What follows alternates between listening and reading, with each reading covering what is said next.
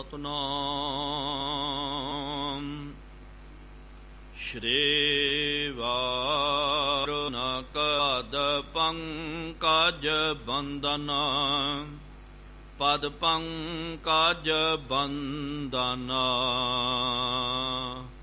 ਸਿਮਰਾਂ ਅੰਗਦ ਦੁਖ ਨਿਕੰਦਨ ਅਮਰ ਦਾਸ ਗੁਰ ਹਿਰਦੈ ਧਿਆਵੋ ਹਿਰਦੈ ਧਿਆਵੋ ਸ਼੍ਰੀ ਗੁਰ ਰਾਮਦਾਸ ਗੁਣ ਗਾਵੋ ਸ਼੍ਰੀ ਅਰਜਨ ਬਿਘਨ ਕੇ ਨਾਸਕ ਬਿਘਨ ਕੇ ਨਾਸਕ ਹਰਿ ਗੋਬਿੰਦ ਸ਼ੁਭ ਸੁਮਤ ਪ੍ਰਕਾਸ਼ਕ ਸ਼੍ਰੀ ਹਰਿ ਰਾਏ ਨਾਮੋ ਕਰ ਜੋਰੇ ਨਾਮੋ ਕਰ ਜੋਰੇ ਗੁਰ ਹਰਿ ਕ੍ਰਿਸ਼ਨ ਮਨਾਏ ਬਹੋਰੇ ਤੇਗ ਬਹਾਦਰ ਪਰਮ ਕਿਰਪਾਲਾ ਪਰਮ ਕਿਰਪਾਲਾ ਸ਼੍ਰੀ ਗੁਰ ਗੋਬਿੰਦ ਸਿੰਘ ਵਿਸਾਲਾ ਤਹਾਰੋਂ ਤਹਾਰਾ ਪਰ ਪੁਨ ਪੁਨ ਸੀਸਾ ਪੁਨ ਪੁਨ ਸੀਸਾ ਬੰਦਾਂ ਬਾਰ ਬਾਰ ਜਗਦੀਸ਼ਾ ਜਿਸ ਮਹਿ ਅੰਮ੍ਰਿਤ ਗਿਆਨ ਹੈ ਮਾਣਿਕ ਭਗਤ ਸ਼੍ਰੀ ਗੁਰੂ ਗ੍ਰੰਥ ਸਾਹਿਬ ਉਦਾਧਾ ਬੰਦਾਂ ਕਰ ਅਨੁਰਾਗ ਏਕੰਕਾਰ ਸਤਿਗੁਰੂ ਤਹਿ ਪ੍ਰਸਾਦ ਸਚ ਹੋਏ ਵਾਹਿਗੁਰੂ ਜੀ ਕੀ ਫਤਿਹ ਵੇਗਾਨ ਵਿਨਾਸਨ ਸੋਏ ਵਾਹਿਗੁਰੂ ਜੀ ਕੀ ਫਤਿਹ ਵੇਗਾਨ ਵਿਨਾਸਨ ਸੋਏ। ਸਤਨਾਮ ਸ਼੍ਰੀ ਵਾਹਿਗੁਰੂ ਸਾਹਿਬ ਜੀ। ਚੌਪਈ ਚਹੁਅਨ ਤੇ ਜੋ ਪਰੇ ਪਛਾਨਹੁ ਕੋਸ਼ ਆਨੰਦ ਮੈਂ ਆਖੈ ਜਾਨੋ ਤਹਿ ਕੋ ਵਰਤਤ ਸੁਖਪਤ ਮਾਹੀ ਰੂਪ ਆਪਨੋ ਲਖੋ ਸੋ ਨਾਹੀ ਚਹੁਅਨ ਤੇ ਜੋ ਪਰੇ ਪਛਾਨਹੁ ਕੋਸ਼ ਆਨੰਦ ਮੈਂ ਆਖੈ ਜਾਨੋ। ਵਾਹਿਗੁਰੂ ਜੀ ਕਾ ਖਾਲਸਾ ਵਾਹਿਗੁਰੂ ਜੀ ਕੀ ਫਤਿਹ। ਪਰਮ ਸਨਮਾਨਯੋਗ ਜੁਗਾਹੋ ਜੁਗ ਅਟਲ ਚਵਰ ਛਤਰ ਤਖਤ ਦੇ ਮਾਲਿਕ ਹਲਤ ਪਲਤ ਕੇ ਰਖਿਅਕ ਵਾਲੀਏ ਦੋ ਜਹਾਨ ਸ਼ਬਦਾ ਅਵਤਾਰ ਸ਼ਬਦ ਗੁਰੂ ਧੰਨ ਧੰਨ ਸਾਹਿਬ ਸ਼੍ਰੀ ਗੁਰੂ ਗ੍ਰੰਥ ਸਾਹਿਬ ਜੀਓ ਮਹਾਰਾਜ ਜਿਨ੍ਹਾਂ ਸਤਿਗੁਰੂ ਸੱਚੇ ਪਾਤਸ਼ਾਹ ਜੀ ਮਹਾਰਾਜ ਜੀਆਂ ਦੀ ਪਾਵਨ ਸਥਾਨ ਤਖਤ ਸੱਚਖੰਡ ਸ਼੍ਰੀ ਹਜ਼ੂਰ ਸ਼੍ਰੀ ਅਬਚਲ ਨਗਰ ਸਾਹਿਬ ਜੀ ਵਿਖੇ ਜੁੜ ਬੈਠੀ ਗੁਰੂ ਪਿਆਰੀ ਗੁਰੂ ਸਵਾਰੀ ਸਾਧ ਸੰਗਤ ਜੀਓ ਤਖਤ ਸਾਹਿਬ ਜੀ ਦੀ ਨਿਤ ਮਰਿਆਦਾ ਨਿਤਨੇਮ ਅਨੁਸਾਰ ਸ਼ਾਮਾਂ ਦੇ ਦੀਵਾਨ ਸਜ ਰਹੇ ਹਨ।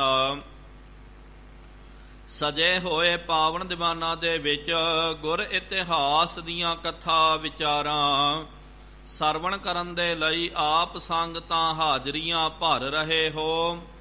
ਵਡ ਭਾਗੇ ਹੋ ਆਪ ਜਿਨ੍ਹਾਂ ਨੂੰ ਸਤਿਗੁਰੂ ਸੱਚੇ ਪਾਤਸ਼ਾਹ ਜੀ ਮਹਾਰਾਜ ਜੀਆਂ ਦੀ ਪਾਵਨ ਸਤ ਸੰਗਤ ਕਰਨ ਦਾ ਸੁਭਾਗ ਅਵਸਰ ਪ੍ਰਾਪਤ ਹੋ ਰਿਹਾ ਹੈ। ਆਪ ਜੀਆਂ ਨੇ ਪਿਛਲੇ ਦੀਵਾਨਾਂ ਦੇ ਵਿੱਚ ਗੁਰੂ ਸਾਹਿਬਾਨਾਂ ਦਾ ਪਾਵਨ ਇਤਿਹਾਸ ਸਰਵਣ ਕਰਨਾ ਕੀਤਾ ਸੀ। ਸਤਿਗੁਰੂ ਸੱਚੇ ਪਾਤਸ਼ਾਹ ਧੰਨ ਸਾਹਿਬ ਸ੍ਰੀ ਗੁਰੂ ਨਾਨਕ ਦੇਵ ਜੀ ਮਹਾਰਾਜ ਜੀ ਨੂੰ ਬਾਬਾ ਲੈਣਾ ਜੀ ਨੇ ਜਦੋਂ ਬੇਨਤੀ ਕੀਤੀ ਹੈ ਕਿ ਆ ਕਿਰਪਾ ਕਰੋ ਸਤਿਗੁਰੂ ਮਹਾਰਾਜ, ਪਾਵਨ ਉਪਦੇਸ਼ ਜਿਹੜਾ ਹੈ ਉਹ ਆਪ ਜੀ ਬਖਸ਼ੀਸ਼ ਕਰਨਾ ਕਰੋ, ਤਾਂ ਪ੍ਰਤਾਏ ਸਾਖੀ ਮਹਾਂਪੁਰਖ ਬੋਲਦੇ ਸਾਂਝੀ ਸਗਲ ਜਹਾਨੈ। ਇਸ ਮਹਾਂਵਾਕਾਂ ਅਨੁਸਾਰ ਸਤਿਗੁਰੂ ਮਹਾਰਾਜ ਜੀ ਨੇ ਬਾਬਾ ਲੈਣਾ ਜੀ ਦੇ ਪ੍ਰਤੀ ਇਹ ਪ੍ਰਥਾਏ ਸਾਖੀ ਜੋ ਸਾਰਿਆਂ ਦੇ ਵਾਸਤੇ ਸਾਂਝਾ ਉਪਦੇਸ਼ ਹੈ ਇਹਨੂੰ ਦ੍ਰਿੜ ਕਰਵਾਉਣਾ ਕੀਤਾ ਹੈ। ਸਤਿਗੁਰੂ ਮਹਾਰਾਜ ਵੇਦਾਂਤ ਅਨੁਸਾਰ ਸਿੱਖਿਆ ਦੇ ਰਹੇ ਹਨ। ਮਹਾਰਾਜ ਜੀ ਨੇ ਸਭ ਤੋਂ ਪਹਿਲੇ ਕਿਹਾ ਕਿ 5 ਤੱਤ, ਉਸ ਤੋਂ ਬਾਅਦ 5 ਪ੍ਰਕਿਰਤੀਆਂ ਜਿਹੜੀਆਂ ਹਨ, ਇਹਨਾਂ ਦੀ ਰਚਨਾ ਦੇ ਨਾਲ ਬੰਦਾ ਸਰੀਰ ਜਿਹੜਾ ਜੀਵ ਜਿਹੜਾ ਇਹ ਬਣਦਾ ਹੈ। ਤੇ ਸਰੀਰ ਜਿਹੜਾ ਹੈ, ਸਰੀਰ ਪਿਆਰਿਓ 3 ਤਰ੍ਹਾਂ ਦਾ, ਇੱਕ ਜਿਹੜਾ ਅਸਥੂਲ ਸਰੀਰ, ਦੂਜਾ ਜਿਹੜਾ ਹੈ ਉਹਨੂੰ ਫਿਰ ਆਪਾਂ ਕਾਰਨ ਸਰੀਰ ਬੋਲਦੇ ਆ, ਤੀਜਾ ਜਿਹੜਾ ਹੈ ਸੂਖਸ਼ਮ ਸਰੀਰ ਹੈ, ਤੇ ਆਤਮਾ ਇਹ ਤੋਂ ਵੀ ਭਰੇ ਹੈ। ਫਿਰ ਸਤਿਗੁਰੂ ਮਹਾਰਾਜ ਜੀ ਨੇ ਬਚਨ ਕਰਨਾ ਕੀਤਾ ਕਿ ਉਸ ਤੋਂ ਬਾਅਦ ਇਹ 5 ਕੋਸ਼ ਜਿਹੜੇ ਹਨ, ਜਿਹਦੇ ਬਾਬਤ ਆਪਾਂ ਨੇ ਕੱਲ ਦੇ ਦੀਵਾਨ ਦੇ ਵਿੱਚ ਵਿਚਾਰ ਕਰਨੀ ਕੀਤੀ ਸੀ। ਕੋਸ਼ ਦਾ ਮਤਲਬ ਕਿ ਜਿਸ ਤਰ੍ਹਾਂ ਜਿਹਨੂੰ ਆਪਾਂ ਅੰਗਰੇਜ਼ੀ ਦੇ ਵਿੱਚ ਸਟੋਰ ਬੋਲਦੇ ਹਾਂ, ਤੇ ਜਿਹਦੇ ਵਿੱਚ ਕੋਈ ਵੀ ਚੀਜ਼ ਆਪਾਂ ਸਟੋਰ ਕਰਕੇ ਜਮ੍ਹਾਂ ਕਰਕੇ ਰੱਖਦੇ ਉਹਨੂੰ ਕੋਸ਼ ਕਿਹਾ ਜਾਂਦਾ। ਸਭ ਤੋਂ ਪਹਿਲੇ ਸਰੀਰ ਦਾ ਜੋ ਕੋਸ਼ ਹੈ, ਅਸਥੂਲ ਕੋਸ਼, ਉਹ ਹੈ ਅੰਨਮੈ ਕੋਸ਼। ਇਹ ਅੰਨਮੈ ਕੋਸ਼ ਜਿਹੜਾ ਹੈ ਆਪਾਂ ਸਰੀਰ ਦੇ ਵਿੱਚ ਧਾਰਨ ਕਰਦੇ ਹਾਂ। ਜੋ ਵੀ ਆਪਾਂ ਪ੍ਰਸ਼ਾਦਾ ਛਕਦੇ ਹਾਂ, ਪਾਣੀ ਛਕਦੇ ਹਾਂ, ਉਹ ਇਹ ਕੋਸ਼ ਦੇ ਵਿੱਚ ਜਾ ਕਰਕੇ ਜਮ੍ਹਾਂ ਹੋ ਜਾਂਦਾ। ਉਹਦੇ ਰਾਹੀਂ ਫਿਰ ਅੱਗੇ ਖੂਨ ਬਣ ਜਾਂਦਾ, ਮਿੱਝ ਬਣ ਜਾਂਦਾ ਹੈ। ਫਿਰ ਜੋ ਰਹਿ ਜਾਵੇ ਉਹ ਫਿਰ ਮਲ ਮੂਤਰ ਦੇ ਰਾਹੀਂ ਉਹਦਾ ਵਿਸਰਜਨ ਹੋ ਜਾਂਦਾ। ਉਸ ਤੋਂ ਬਾਅਦ ਦੂਜਾ ਕੋਸ਼ ਮਹਾਰਾਜ ਜੀ ਨੇ ਕਿਹਾ ਕਿ ਪ੍ਰਾਣਮय ਕੋਸ਼, ਸਰੀਰ ਦੇ ਅੰਦਰ, ਕਿਉਂਕਿ ਸਰੀਰ ਸਿਰਫ ਅੰਨ ਪਾਣੀ ਦੇ ਨਾਲ ਨਹੀਂ ਚੱਲਦਾ, ਇਹਦੇ ਨਾਲ ਇਹਨੂੰ ਪ੍ਰਾਣਾ ਦੀ ਵੀ ਲੋੜ ਹੁੰਦੀ ਹੈ। ਤੇ ਪੂਰੇ ਸਰੀਰ ਦੇ ਜ਼ਰਰੇ ਜ਼ਰਰੇ ਦੇ ਵਿੱਚ ਪ੍ਰਾਣ ਜਿਹੜੇ ਹਨ, ਪ੍ਰਾਣਮਈ ਕੋਸ਼ ਵਿਆਪਕ ਹੈ। ਤੇ ਜਦੋਂ ਆਪਾਂ ਪ੍ਰਾਣ ਲੈਂਦੇ ਹਾਂ, ਹਵਾ ਖਿੱਚਦੇ ਹਾਂ, ਤੇ ਪ੍ਰਾਣਾਂ ਨੂੰ ਜਦੋਂ ਆਪਾਂ ਬਾਹਰ ਗਲਚਦੇ ਹਾਂ, ਸੁੱਟਦੇ ਹਾਂ, ਤੇ ਇਹਦੇ ਨਾਲ ਫਿਰ ਇੱਕ ਜੀਵਨ ਦੀ ਜੋ ਹੈ ਇੱਕ ਯਾਤਰਾ ਜਿਹੜੀ ਹੈ, ਜੀਵਨ ਸਾਡਾ ਚੱਲ ਰਿਹਾ। ਇਸ ਤਰ੍ਹਾਂ ਇਹ ਪ੍ਰਾਣਮਈ ਕੋਸ਼ ਹੋ ਗਿਆ। ਤੀਜਾ ਜਿਹੜਾ ਹੈ ਸਤਿਗੁਰੂ ਮਹਾਰਾਜ ਜੀ ਨੇ ਕਿਹਾ ਕਿ ਮਨੋਮय ਕੋਸ਼, ਜਿਹਦੇ ਵਿੱਚ, ਜਿਹਨੂੰ ਆਪਾਂ ਸਮ੍ਰਿਤੀ ਪਟਲ ਕਹਿ ਸਕਦੇ, ਜਿਹਦੇ ਵਿੱਚ ਮਨੋਮय ਕੋਸ਼ ਦੇ ਵਿੱਚ ਆਪਣੀ ਯਾਦਾਸ਼ ਸ਼ਕਤੀ ਜੋ ਹੈ, ਜੋ ਵੀ ਆਪਾਂ ਯਾਦ ਕਰਦੇ ਹਾਂ ਜਾਂ ਜੋ ਵੀ ਸਾਡੇ ਜ਼ਿਹਨ ਦੇ ਵਿੱਚ ਬੈਠਿਆ ਹੋਇਆ ਹੈ, ਉਹ ਮਨੋਮय ਕੋਸ਼ ਦੇ ਵਿੱਚ, ਉਹਦੇ ਵਿੱਚ ਸਾਡਾ ਜੋ ਵੀ ਸਮਝਿਆ ਹੋਇਆ ਯਾਦਾਸ਼ ਸ਼ਕਤੀ ਡਾਟਾ ਜਿਹੜਾ ਹੈ, ਉਹਦੇ ਵਿੱਚ ਉਹ ਕੇਂਦਰ ਹੁੰਦਾ ਹੈ, ਸੇਵ ਹੁੰਦਾ ਜਾਣੋ। ਉਸ ਤੋਂ ਬਾਅਦ ਮਹਾਰਾਜ ਜੀ ਨੇ ਕਿਹਾ ਕਿ ਚੌਥੇ ਨੰਬਰ ਦਾ ਹੈ ਵਿਗਿਆਨਮय ਕੋਸ਼, ਜਿਹਨੂੰ ਆਪਾਂ ਬੁੱਧੀ ਬੋਲਦੇ ਹਾਂ। ਤੇ ਇਸ ਵਿਗਿਆਨਮय ਕੋਸ਼ ਦੇ ਨਾਲ ਤਰ੍ਹਾਂ ਤਰ੍ਹਾਂ ਦੇ ਜੋ ਨਵੇਂ ਅਵਿਸ਼ਕਾਰ ਹੁੰਦੇ ਹਨ, ਇਹ ਵਿਚਾਰ ਕੋਸ਼ਾਂ ਤੱਕ ਆਪਾਂ ਨੇ ਪਿਛਲੇ ਦੀਵਾਨਾਂ ਦੇ ਵਿੱਚ ਵਿਚਾਰਾਂ ਕੀਤੀਆਂ ਸੀ। ਤੇ ਅਗਲਾ ਜਿਹੜਾ ਹੈ 5ਵਾਂ ਕੋਸ਼, ਉਹ ਹੈ ਆਨੰਦਮਈ ਕੋਸ਼, ਉਹਦੇ ਬਾਬਤ। ਤੇ ਉਸ ਤੋਂ ਬਾਅਦ ਆਤਮਾ ਦੇ ਬਾਬਤ ਸਤਿਗੁਰੂ ਮਹਾਰਾਜ ਸਾਨੂੰ ਕੀ ਉਪਦੇਸ਼ ਦਿੰਦੇ ਹਨ, ਉਹ ਪਾਵਨ ਪ੍ਰਸੰਗ ਆਪਾਂ ਸਰਵਣ ਕਰਨਾ ਕਰੀਏ। ਕੋਈ ਵੀ ਰਸਨਾ ਵਾਂਝੀ ਨਾ ਰਵੇ। ਸਤਿਗੁਰੂ ਮਹਾਰਾਜ ਜੀ ਦੇ ਦਰ ਤੇ ਆਪਣੀ ਹਾਜ਼ਰੀ ਨੂੰ ਦਰਜ ਕਰਵਾਉਂਦਿਆਂ ਹੋਇਆਂ ਪ੍ਰੇਮ ਤੇ ਸਤਿਕਾਰ ਸਹਿਤ ਉਚਾਰਨ ਕਰਨਾ ਕਰੋ ਜੀ। ਸਤਿਨਾਮ ਸ਼੍ਰੀ ਵਾਹਿਗੁਰੂ ਜੀ। ਫਿਰ ਇੱਕ ਵਾਰੀ ਉਚਾਰਨ ਕਰੋ ਜੀ। ਸਤਿਨਾਮ ਸ਼੍ਰੀ ਵਾਹਿਗੁਰੂ ਸਤਨਾਮ ਸ਼੍ਰੀ ਵਾਹਿਗੁਰੂ ਸਾਹਿਬ ਜੀ। ਚੌਪਈ ਚੌਹਨ ਤੇ ਜੋ ਪਰੇ ਪਛਾਨਹੁ। ਸਤਿਗੁਰੂ ਮਹਾਰਾਜ ਗੁਰੂ ਨਾਨਕ ਦੇਵ ਜੀ ਮਹਾਰਾਜ ਜੀ ਨੇ ਬਚਨ ਕਰਨਾ ਕੀਤਾ। ਬਾਬਾ ਲਹਿਣਾ ਜੀ ਨੂੰ ਸੰਬੋਧਨ ਕਰਕੇ ਉਚਾਰਨ ਕਰਦੇ ਹਨ ਕਿ ਇਹ ਜੋ 4 ਕੋਸ਼ ਹੋ ਗਏ, ਪਹਿਲਾ ਕੋਸ਼ ਹੈ ਅੰਨਮੈ ਕੋਸ਼, ਪ੍ਰਾਣਮੈ ਕੋਸ਼, ਤੇ ਤੀਜਾ ਜਿਹੜਾ ਹੈ ਮਨੋਮੈ ਕੋਸ਼, ਚੌਥਾ ਜਿਹੜਾ ਇਹ ਵਿਗਿਆਨਮੈ ਕੋਸ਼ ਹੈ, ਤੇ ਇਸ ਤੋਂ ਪਰੇ ਜੋ ਹੈ ਉਹ 5ਵਾਂ ਕੋਸ਼ ਕੀ ਹੈ ਉਹ ਦੱਸਦੇ ਹਨ। ਕੋਸ਼ ਆਨੰਦਮੈ ਆਖੈ ਜਾਨੋ। ਸਤਿਗੁਰੂ ਮਹਾਰਾਜ ਜੀ ਨੇ ਬਚਨ ਕਰਨਾ ਕੀਤਾ ਕਿ ਕੋਸ਼ ਆਨੰਦਮੈ, ਤੇ ਆਨੰਦ ਦਾ ਕੋਸ਼ ਜਿਹੜਾ ਹੈ ਇਹਨੂੰ ਹੁਣ 5ਵਾਂ ਕੋਸ਼ ਤੁਸੀਂ ਜਾਣਨਾ ਕਰੋ। ਕਹਿ ਕੋ ਵਰਤਤ ਸੁਖਪਤ ਮਾਹੀ। ਸੁਖਪਤ ਦੇ ਵਿੱਚ, ਘਨਾਨੰਦ ਦੇ ਵਿੱਚ, ਤੇ ਇਹ ਅਵਸਥਾ ਜਿਹੜੀ ਹੈ ਤੇ ਆਨੰਦ ਦੀ ਅਵਸਥਾ, ਆਨੰਦ ਦਾ ਕੋਸ਼ ਇਹ ਸੁਖਪਤ ਅਵਸਥਾ ਦੇ ਵਿੱਚ ਘਟਦਾ। ਰੂਪ ਆਪਨੋ ਲਖਹੁ ਸੋ ਨਾਹੀ। ਸਤਿਗੁਰੂ ਮਹਾਰਾਜ ਜੀ ਕਹਿੰਦੇ ਇਹ ਆਨੰਦਮੈ ਕੋਸ਼ ਦਾ ਮਤਲਬ ਜਿੱਥੇ ਉਹ ਆਨੰਦ ਸਰੂਪ ਜਿਹੜਾ ਹੈ, ਭਾਵ ਕਿ ਆਨੰਦ ਜੋ ਸਾਡੇ ਅੰਦਰ ਵਿਆਪਕ ਹੈ, ਤੇ 5ਵਾਂ ਜਿਹੜਾ ਹੈ ਕੋਸ਼ ਉਹ ਆਨੰਦ ਦਾ ਖਜ਼ਾਨਾ, ਆਨੰਦਮੈ ਕੋਸ਼ ਹੈ। ਤੇ ਮਹਾਰਾਜ ਜੀ ਨੇ ਕਿਹਾ ਕਿ ਇਹ 5 ਕੋਸ਼ ਹਨ। ਇਹ ਨਾ ਸਮਝਣਾ ਕਰੋ ਕਿ ਆਤਮਾ ਜਿਹੜੀ ਹੈ ਇਹ 5ਵੇਂ ਕੋਸ਼ ਦੇ ਵਿੱਚ, ਆਨੰਦਮੈ ਕੋਸ਼ ਦੇ ਵਿੱਚ ਹੈ। ਨਹੀਂ, ਆਤਮਾ ਦਾ ਵਰਤਾਰਾ ਇਹਨਾਂ 5 ਕੋਸ਼ਾਂ ਦੇ ਵਿੱਚ ਹੈ, ਲੇਕਿਨ ਆਤਮਾ ਜਿਹੜੀ ਹੈ ਉਹ ਇਹ ਤੋਂ ਨਿਆਰੀ ਹੈ, ਇਹ ਤੋਂ ਵੱਖ ਹੈ। ਇੰਤੇ ਪਰੇ ਨਿਰੰਜਨ ਰੂਪ। ਇਹ ਜੋ ਹੈ 5 ਕੋਸ਼ਾਂ ਤੋਂ ਪਰੇ ਜੋ ਨਿਰਅੰਜਨ, ਨਿਰਅੰਜਨ ਦਾ ਮਤਲਬ ਕਿ ਜਿਹਨੂੰ ਕੋਈ ਮਾਇਆ ਦੀ ਕਾਲਖ ਨਹੀਂ ਲੱਗਦੀ ਹੈ, ਜਿਹੜਾ ਨਿਰੰਜਨ ਪਰਮਾਤਮਾ ਆਤਮਾ ਰਾਮ ਜੋ ਹੈ ਇਹਨਾਂ 5 ਕੋਸ਼ਾਂ ਤੋਂ ਪਰੇ ਹੈ। ਨਿਰਾਵੈਵ ਆਤਮਾ ਅਨੂਪ। ਸਤਿਗੁਰੂ ਮਹਾਰਾਜ ਜੀ ਬਚਨ ਕਰਦੇ ਹਨ ਉਹ ਜਿਹੜਾ ਹੈ ਵਿਭਾਗਯ, ਭਾਵ ਕਿ ਜਿਹਨੂੰ ਆਪਾਂ ਵਿਭਾਜਨ ਨਹੀਂ ਕਰ ਸਕਦੇ ਆ, ਜਿਹਨੂੰ ਆਪਾਂ ਵੰਡੀਆਂ ਦੇ ਵਿੱਚ ਨਹੀਂ ਵੰਡ ਸਕਦੇ ਆ, ਇਹੋ ਜਿਹਾ ਉਹ ਪਰਮਾਤਮਾ ਜਿਹੜਾ ਹੈ ਤੇ ਉਹ ਸਰਬ ਕਲਾ ਸਮਰੱਥ ਹੈ, ਸਾਰਿਆਂ ਦੇ ਵਿੱਚ ਰਹਿ ਕਰਕੇ ਸਾਰਿਆਂ ਤੋਂ ਉਹ ਨਿਰਲੇਪ ਹੈ। ਜਿਸ ਤਰ੍ਹਾਂ ਕਿ ਆਕਾਸ਼ ਜਿਹੜਾ ਹੈ, ਤੇ ਆਕਾਸ਼ ਨੂੰ ਵੀ ਪਿਆਰਿਓ ਆਪਾਂ ਵੰਡ ਨਹੀਂ ਸਕਦੇ ਆ। ਜਿਸ ਤਰ੍ਹਾਂ ਕਿ ਗੁਰੂ ਘਰ ਦੇ ਅੰਦਰ ਵੀ ਆਕਾਸ਼ ਹੈ ਤੇ ਬਾਹਰ ਵੀ ਆਕਾਸ਼ ਹੈ। ਕਿ ਆਪਾਂ ਫਿਰ ਇੱਥੇ ਗੁਰਦੁਆਰਾ ਸਾਹਿਬ ਜਾਂ ਕਿਸੇ ਮੰਦਿਰ ਦੇ ਵਿੱਚ, ਘਰ ਦੇ ਵਿੱਚ ਆਪਾਂ ਘਰ ਬਣਾ ਲਿਆ ਤੇ ਕੀ ਆਪਾਂ ਨੇ ਆਕਾਸ਼ ਨੂੰ ਵੰਡ ਲਿਆ? ਨਹੀਂ ਪਿਆਰਿਓ, ਸਹਿਸ ਘਟਾ ਮਹਿ ਏਕ ਆਕਾਸ਼, ਘਟ ਫੂਟੈ ਤੇ ਉਹੀ ਪ੍ਰਗਾਸ।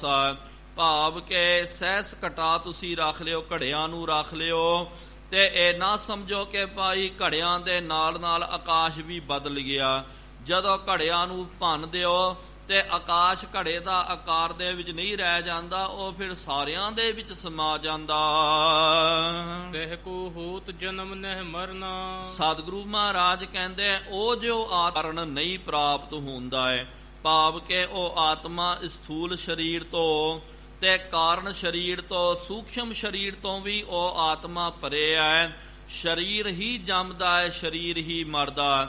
ਇਹ ਕਾਰਨ ਸਰੀਰ, ਸੂਖਮ ਸਰੀਰ ਜਿਹੜਾ ਹੈ, ਇਹੀ ਪਿਆਰਿਓ ਯਾਤਰਾ ਕਰਦਾ ਹੈ, ਕਈ ਜਨਮਾਂ ਦੀ ਯਾਤਰਾ ਕਰਦਾ, ਲੇਕਿਨ ਉਹ ਜਿਹੜਾ ਹੈ ਪਰਮਾਤਮਾ, ਉਹ ਆਤਮਾ, ਉਹ ਕਦੇ ਮਰਦਾ ਨਹੀਂ ਹੈ, ਨਾ ਉਹਦਾ ਕਦੇ ਜਨਮ ਹੁੰਦਾ।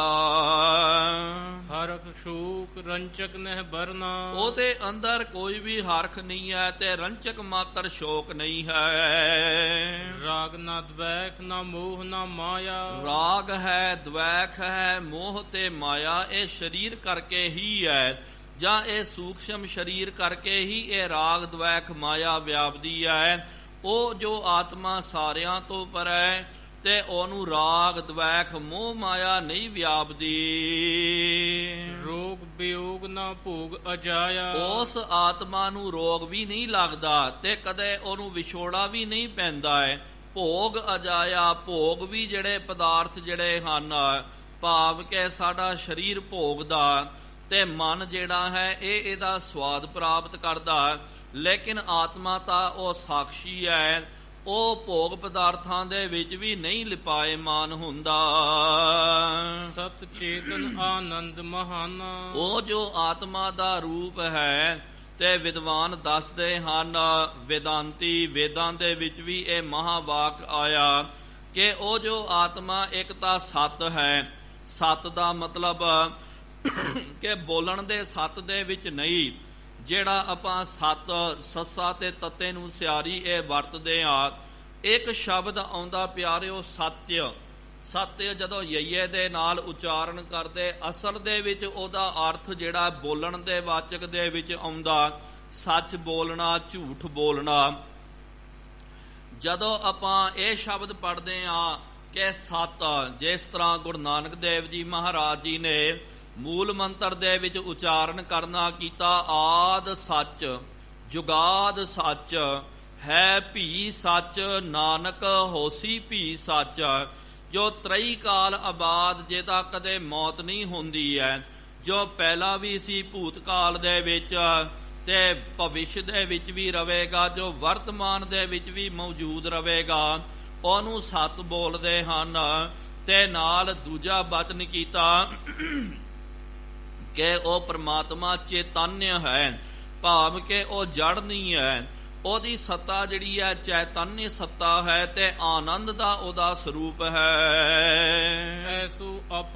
ਐਸੋ ਰੂਪ ਆਪਨੋ ਜਾਣਾ। ਸਤਿਗੁਰੂ ਮਹਾਰਾਜ ਜੀ ਬਚਨ ਕਰਦੇ, ਕਹਿੰਦੇ ਬਾਬਾ ਲੈਣਾ ਜੀ, ਇਹੋ ਜਿਹਾ ਜੋ ਹੈ ਸਤ ਚਿਤ ਆਨੰਦ, ਇਹਨੂੰ ਤੁਸੀਂ ਆਪਣਾ ਨਿਜ ਰੂਪ, ਇਹੀ ਆਤਮਾ ਇਹੀ ਪਰਮਾਤਮਾ, ਇਹਨੂੰ ਆਪਣਾ ਨਿਜ ਰੂਪ ਜਾਣਨਾ ਕਰੋ। ਤਾਤਕ ਤਾਹਿ ਵਿਕਾਰ ਨ ਕੋਈ। ਤੇ ਇਹਦੇ ਵਿੱਚ ਸਤਿਗੁਰੂ ਮਹਾਰਾਜ ਜੀ ਕਹਿੰਦੇ ਹਨ, ਕੋਈ ਵੀ ਜਿਹੜੇ ਵਿਕਾਰ ਨਹੀਂ ਵਿਆਪਕ ਹੁੰਦੇ। ਕਲਪਤ ਸਭ ਉਪਾਦ ਸੋ ਹੋਈ। ਇਹ ਜਿੰਨੇ ਵੀ ਵਿਕਾਰ ਜਿਹੜੇ ਹਨ ਇਹ ਕਲਪਤ ਹਨ।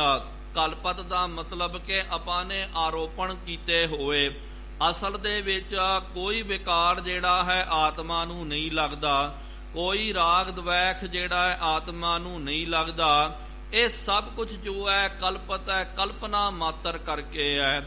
ਇਹ ਕਲਪਨਾ ਮਾਤਰ ਕਿਸ ਤਰ੍ਹਾਂ, ਕਿਉਂਕਿ ਹਕੀਕਤ ਜਦੋਂ ਨਹੀਂ ਹੁੰਦੀ ਹੈ, ਲੇਕਿਨ ਬੰਦੇ ਦੇ ਮਨ ਦੇ ਵਿੱਚ ਭਰਮ ਪੈ ਜਾਵੇ, ਉਹਨੂੰ ਆਪਾਂ ਬੋਲਦੇ ਹਾਂ ਕਲਪਨਾ, ਉਹਨੂੰ ਕਲਪਿਤ ਬੋਲਦੇ ਹਨ। ਕੁਝ ਵੀ ਆਪਾਂ ਤਰ੍ਹਾਂ ਤਰ੍ਹਾਂ ਦੇ ਆਰੋਪ ਜਿਹੜੇ ਹਨ ਉਹਦੇ ਵਿੱਚ ਲਾ ਦਿੰਦੇ, ਉਹਨੂੰ ਕਲਪਿਤ ਕਿਹਾ ਜਾਂਦਾ। ਇਹਦੇ ਬਾਬਤ ਸਤਿਗੁਰੂ ਮਹਾਰਾਜ ਜੀ ਨੇ ਅੱਗੇ ਦ੍ਰਿਸ਼ਟਾਂਤ ਵਰਤਨਾ ਕੀਤਾ। ਜਿਉ ਰੱਜੂ ਮੈਂ ਹੈ ਅਗਿਆਨਾ। ਸਤਿਗੁਰੂ ਮਹਾਰਾਜ ਜੀ ਕਹਿੰਦੇ ਕਿ ਜਿਸ ਤਰ੍ਹਾਂ ਕਿ ਰੱਜੂ ਦਾ ਮਤਲਬ ਕਿ ਜਿਹਨੂੰ ਆਪਾਂ ਰੱਸਾ ਬੋਲਦੇ ਆ, ਰੱਸੀ ਬੋਲਦੇ ਆ, ਤੇ ਇਹ ਜੋ ਰੱਸੀ ਹੈ, ਰੱਸੀ ਜੇ ਪਈ ਹੋਈ ਹੋਵੇ ਤੇ ਤੁਹਾਨੂੰ ਜਿਹੜਾ ਕੁਝ ਵੀ ਉਹਦੇ ਵਿੱਚ ਕਲਪਤ ਨਹੀਂ ਭਾਸੇਗਾ। ਤੁਸੀਂ ਕਹੋਗੇ ਕਿ ਹਾਂ ਭਾਈ ਇਹ ਰੱਸੀ ਹੈ, ਲੇਕਿਨ ਅੰਧਕਾਰ ਦੇ ਵਿੱਚ ਜਦੋਂ ਹਨੇਰਾ ਆ ਜਾਵੇ, ਉਸ ਵੇਲੇ ਜੇ ਰੱਸੀ ਪਈ ਹੋਵੇ ਤਾਂ ਕੀ ਭਾਸਦਾ? ਕਲਪੇ ਸਰਬ ਹੋਏ ਭੈ ਮਾਨਾ। ਤੇ ਫਿਰ ਕੀ ਹੁੰਦਾ? ਕਈ ਵਾਰੀ ਪਿਆਰਿਓ ਇਸ ਤਰ੍ਹਾਂ ਦਾ ਭਾਣਾ ਜਿਹੜਾ ਹੈ ਆਪਣੇ ਨਾਲ ਵੀ ਵਰਤਿਆ ਹੋਵੇਗਾ ਕਿ ਰੱਸਾ ਜਿਹੜਾ ਪਿਆ ਹੋਇਆ ਹੋਵੇ ਤੇ ਨਾਲ ਅੰਧਕਾਰ ਹੋਵੇ, ਕੁਛ ਤੁਹਾਨੂੰ ਨਜ਼ਰ ਨਹੀਂ ਆਉਂਦਾ ਹੋਵੇ, ਚੱਲਦੇ ਚੱਲਦੇ ਇੱਕਦਮ ਜਦੋਂ ਉਹ ਰੱਸੇ ਦੇ ਉੱਤੇ ਸਾਡਾ ਪੈਰ ਪੈ ਜਾਂਦਾ ਹੈ, ਉੱਥੇ ਕੁਛ ਵੀ ਨਹੀਂ ਹੈ ਤਾਂ ਉਹ ਰੱਸਾ ਹੈ। ਲੇਕਿਨ ਜਦੋਂ ਰੱਸੇ ਦੇ ਉੱਤੇ ਰਾਤਰੀ ਨੂੰ ਅੰਧਕਾਰ ਦੇ ਵਿੱਚ ਪੈਰ ਪੈ ਜਾਵੇ ਤੇ ਫਿਰ ਬੰਦਾ ਕੀ ਕਰਦਾ? ਇੱਕ ਕਲਪਨਾ ਪੈਦਾ ਕਰਦਾ। ਉਹਦਾ ਮਨ ਜਿਹੜਾ ਹੈ ਇੱਕ ਕਲਪਨਾ ਦਾ ਜਾਲ ਬੁਣਦਾ, ਉਹਨੂੰ ਇੱਕਦਮ ਭੈ ਉਤਪੰਨ ਹੁੰਦਾ, ਉਹ ਡਰ ਜਾਂਦਾ, ਉਹ ਸੋਚਦਾ ਕਿ ਭਾਈ ਮੇਰੇ ਪੈਰਾਂ ਦੇ ਹੇਠ ਕੋਈ ਜ਼ਹਿਰੀਲਾ ਸੱਪ ਆ ਗਿਆ ਹੈ। ਪਿਆਰਿਓ ਉੱਥੇ ਕੋਈ ਸੱਪ ਨਹੀਂ ਹੈ, ਲੇਕਿਨ ਬੰਦੇ ਨੇ ਇਹ ਕਲਪਤ ਕਰਨਾ ਕੀਤਾ, ਇਹ ਆਰੋਪਣ ਕਰਨਾ ਕੀਤਾ। ਕਿਉਂ? ਕਿਉਂਕਿ ਅਗਿਆਨ ਹੈ। ਅਗਿਆਨ ਦਾ ਮਤਲਬ ਅੰਧਕਾਰ ਹੈ। ਅੰਧਕਾਰ ਹੈ, ਉਹਨੂੰ ਨਜ਼ਰ ਨਹੀਂ ਆ ਰਿਹਾ, ਇਸ ਕਰਕੇ ਉਹਨੇ ਇਹ ਮਨੋ ਕਲਪਤ ਕਰ ਲਿਆ। ਰੱਸੇ ਨੂੰ ਉਹਨੇ ਸੱਪ ਕਰਕੇ ਭਾਸਨਾ ਕੀਤਾ, ਸੱਪ ਕਰਕੇ ਉਹਨੂੰ ਭੁਲੇਖਾ ਪੈ ਗਿਆ ਕਿ ਇਹ ਰੱਸਾ ਨਹੀਂ ਹੈ, ਇਹ ਸੱਪ ਹੈ। ਕਈ ਵਾਰੀ ਪਿਆਰਿਓ ਆਪਾਂ ਵੇਖਦੇ ਹਾਂ ਕਿ ਸੁਪਨਾ ਜਿਹੜਾ ਸਤਿਗੁਰੂ ਮਹਾਰਾਜ ਜੀ ਨੇ ਵੀ ਗੁਰਬਾਣੀ ਦੇ ਵਿੱਚ ਇਹਦੇ ਕਈ ਵਾਰੀ ਪ੍ਰਮਾਣ ਦਿੱਤੇ ਹਨ ਕਿ ਜਿਸ ਤਰ੍ਹਾਂ ਕਿ ਕੋਈ ਰਾਜਾ ਜਿਹੜਾ ਹੈ ਉਹਨੇ ਰਾਤ ਨੂੰ ਸੁਪਨਾ ਵੇਖਣਾ ਕੀਤਾ ਤੇ ਅਛਤ ਰਾਜ ਬਿਛਰਤ ਦੁਖ ਪਾਇਆ ਸੋ ਕਦ ਭਈ ਹਮਾਰੀ, ਭਾਵ ਕਿ ਨਰਪਤ ਏਕ ਸਿੰਘਾਸਨ ਸੋਇਆ ਸੁਪਨੇ ਪਿਆ ਭਿਖਾਰੀ, ਅਛਤ ਰਾਜ ਬਿਛਰਤ ਦੁਖ ਪਾਇਆ ਸੋਗਤ ਭਈ ਹਮਾਰੀ। ਕਈ ਵਾਰੀ ਰਾਜਾ ਹੋਵੇ ਜਾਂ ਚੰਗਾ ਬੰਦਾ, ਆਪਾਂ ਵੀ ਕਈ ਵਾਰੀ ਰਾਤਰੀ ਨੂੰ ਕਦੇ ਭਿਆਨਕ ਸੁਪਨਾ ਆ ਜਾਂਦਾ ਤੇ ਸੁਪਨੇ ਦੇ ਵਿੱਚ ਕੋਈ ਰਾਜਾ ਜਦੋਂ ਭਿਖਾਰੀ ਬਣ ਜਾਵੇ ਤੇ ਭੀਖ ਮੰਗਦਾ ਹੋਵੇ, ਬਹੁਤ ਉਹਨੂੰ ਦੁੱਖ ਲੱਗਦਾ ਹੋਵੇ, ਹੁੰਦਾ ਪਿਆਰਿਓ ਹਕੀਕਤ ਦੇ ਵਿੱਚ ਕੁਝ ਵੀ ਨਹੀਂ ਹੈ, ਲੇਕਿਨ ਸੁਪਨੇ ਦੇ ਵਿੱਚ ਜਦੋਂ ਇਸ ਤਰ੍ਹਾਂ ਦੀ ਉਹ ਮਨੋਕਲਪਿਤ ਭਾਵਨਾ ਉਹਦੇ ਅੰਦਰ ਆ ਜਾਂਦੀ, ਉਹ ਬੰਦਾ ਬੜਾ ਡਰ ਜਾਂਦਾ, ਹੱਥ ਪੈਰ ਉਹਦੇ ਕੰਬਦੇ ਹਨ। ਬੇਸ਼ੱਕ ਪਿਆਰਿਓ ਉਹ ਭਿਖਾਰੀ ਨਹੀਂ ਬਣਿਆ, ਲੇਕਿਨ ਜਦੋਂ ਸੁਪਨਾ ਟੁੱਟਦਾ ਉਹਨੂੰ ਲੱਗਦਾ ਕਿ ਹੈ ਤਾਂ ਕੁਝ ਵੀ ਨਹੀਂ ਹੈ। ਕਈ ਵਾਰੀ ਪਿਆਰਿਓ ਭਿਆਨਕ ਜਦੋਂ ਸੁਪਨੇ ਆਉਂਦੇ ਹਨ ਤੇ ਸੁਪਨੇ ਦੇ ਵਿੱਚ ਬੰਦੇ ਨੂੰ ਭੂਤ ਨਜ਼ਰ ਆਉਂਦਾ ਕਿ ਭਾਈ ਭੂਤ ਨਜ਼ਰ ਜਦੋਂ ਆ ਜਾਵੇ, ਬੰਦਾ ਦੌੜਦਾ ਸੁਪਨੇ ਦੇ ਵਿੱਚ ਹੀ ਭੱਜਦਾ ਤੇ ਉਹਦਾ ਸਰੀਰ ਜਿਹੜਾ ਮੁੜਕੇ ਦੇ ਨਾਲ ਪਸੀਨੇ ਦੇ ਨਾਲ ਭਰ ਜਾਂਦਾ ਇੱਕਦਮ। ਕਈ ਵਾਰੀ ਕੀ ਹੁੰਦਾ, ਮਹਾਰਾਜ ਜੀ ਨੇ ਕਿਹਾ ਨਾ, ਰੇ ਨਰ ਉਥਾਰੈ ਦੱਬਿਓ ਸੁੱਤਿਆ ਗਈ ਵਿਹਾਏ।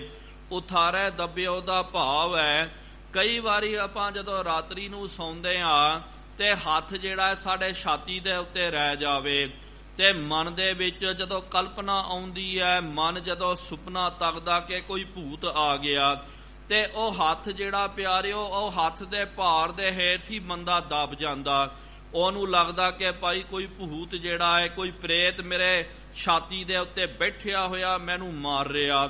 ਆਪਣੇ ਹੱਥ ਦੇ ਭਾਰ ਦੇ ਹੇਠ ਉਹ ਦਬ ਜਾਂਦਾ, ਪਸੀਨੋ ਪਸੀਨੀ ਹੋ ਜਾਂਦਾ। ਕਈ ਵਾਰੀ ਪਿਆਰਿਓ ਬੰਦਿਆਂ ਨੂੰ ਹਾਰਟ ਦੀ ਵੀ ਪ੍ਰੋਬਲਮ ਹੋ ਜਾਂਦੀ ਹੈ, ਉਹਨਾਂ ਨੂੰ ਹਾਰਟ ਅਟੈਕ ਵੀ ਆ ਜਾਂਦਾ। ਕਾਦੇ ਵਾਸਤੇ? ਹਕੀਕਤ ਦੇ ਵਿੱਚ ਕੋਈ ਭੂਤ ਨਹੀਂ ਹੈ, ਕੋਈ ਜਿਹੜਾ ਪ੍ਰੇਤ ਆ ਕਰਕੇ ਉਹਦੇ ਛਾਤੀ ਤੇ ਨਹੀਂ ਬੈਠਿਆ, ਲੇਕਿਨ ਮਨ ਨੇ ਕਲਪਨਾ ਕੀਤੀ, ਹੱਥ ਦੇ ਭਾਰ ਦੇ ਹੇਠ ਹੀ ਉਹ ਦਬ ਗਿਆ। ਉਹਨੇ ਇਸ ਤਰ੍ਹਾਂ ਕਲਪਨਾ ਕੀਤੀ ਹੈ ਕਿ ਭਾਈ ਮੇਰੇ ਛਾਤੀ ਦੇ ਉੱਤੇ ਕੋਈ ਚੜ ਕਰਕੇ ਬੈਠਿਆ। ਇਹ ਕਿਉਂ ਹੁੰਦਾ? ਕਿਉਂਕਿ ਅਗਿਆਨਤਾ ਹੈ। ਅਗਿਆਨਤਾ ਕਾਦੀ? ਅਗਿਆਨਤਾ ਕਿ ਬੰਦਾ ਨੀਂਦ ਦੇ ਵਿੱਚ ਸੁੱਤਾ ਹੋਇਆ, ਅੰਧਕਾਰ ਦੇ ਵਿੱਚ ਜਿਸ ਤਰ੍ਹਾਂ ਕਿ ਰੱਸਾ ਜਿਹੜਾ ਹੈ ਉਹ ਸੱਪ ਭਾਸਦਾ। ਫੂਲ ਮਾਲ ਕੋ ਤਾਂ ਕੋ ਮਾਨੇ। ਕਈ ਵਾਰੀ ਕੀ ਹੁੰਦਾ, ਕਈ ਵਾਰੀ ਸੱਪ ਦੀ ਕਲਪਨਾ ਕਰਦਾ, ਕਈ ਵਾਰੀ ਫੁੱਲ ਮਾਲ ਦੀ ਵੀ ਉਹਦੀ ਕਲਪਨਾ ਕਰਦਾ।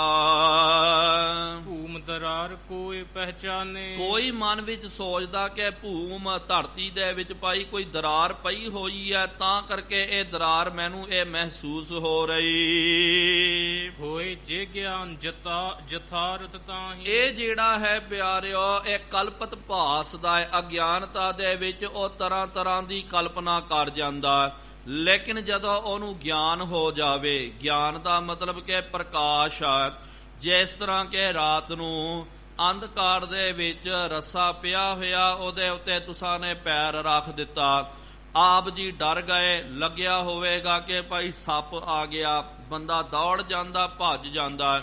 ਫਿਰ ਤੁਸੀਂ ਜਾ ਕਰਕੇ ਤੇ ਲਾਲਟੈਨ ਲੈ ਕਰਕੇ ਆਓ, ਜਾਂ ਦੀਆ ਲੈ ਕਰਕੇ, ਜਾਂ ਬੈਟਰੀ ਲਿਆ ਕਰਕੇ ਜਗਾ ਕੇ ਵੇਖੋ, ਤੇ ਜਦੋਂ ਤੁਸੀਂ ਵੇਖੋਗੇ ਫਿਰ ਮਨ ਵਿੱਚ ਲੱਗਦਾ ਕਿ ਮਨਾ ਮੈਂ ਤਾਂ ਜਿਹੜਾ ਹੈ ਸੱਪ ਕਰਕੇ ਦੌੜ ਗਿਆ ਸੀ, ਭੱਜ ਗਿਆ ਸੀ, ਡਰ ਗਿਆ ਸੀ।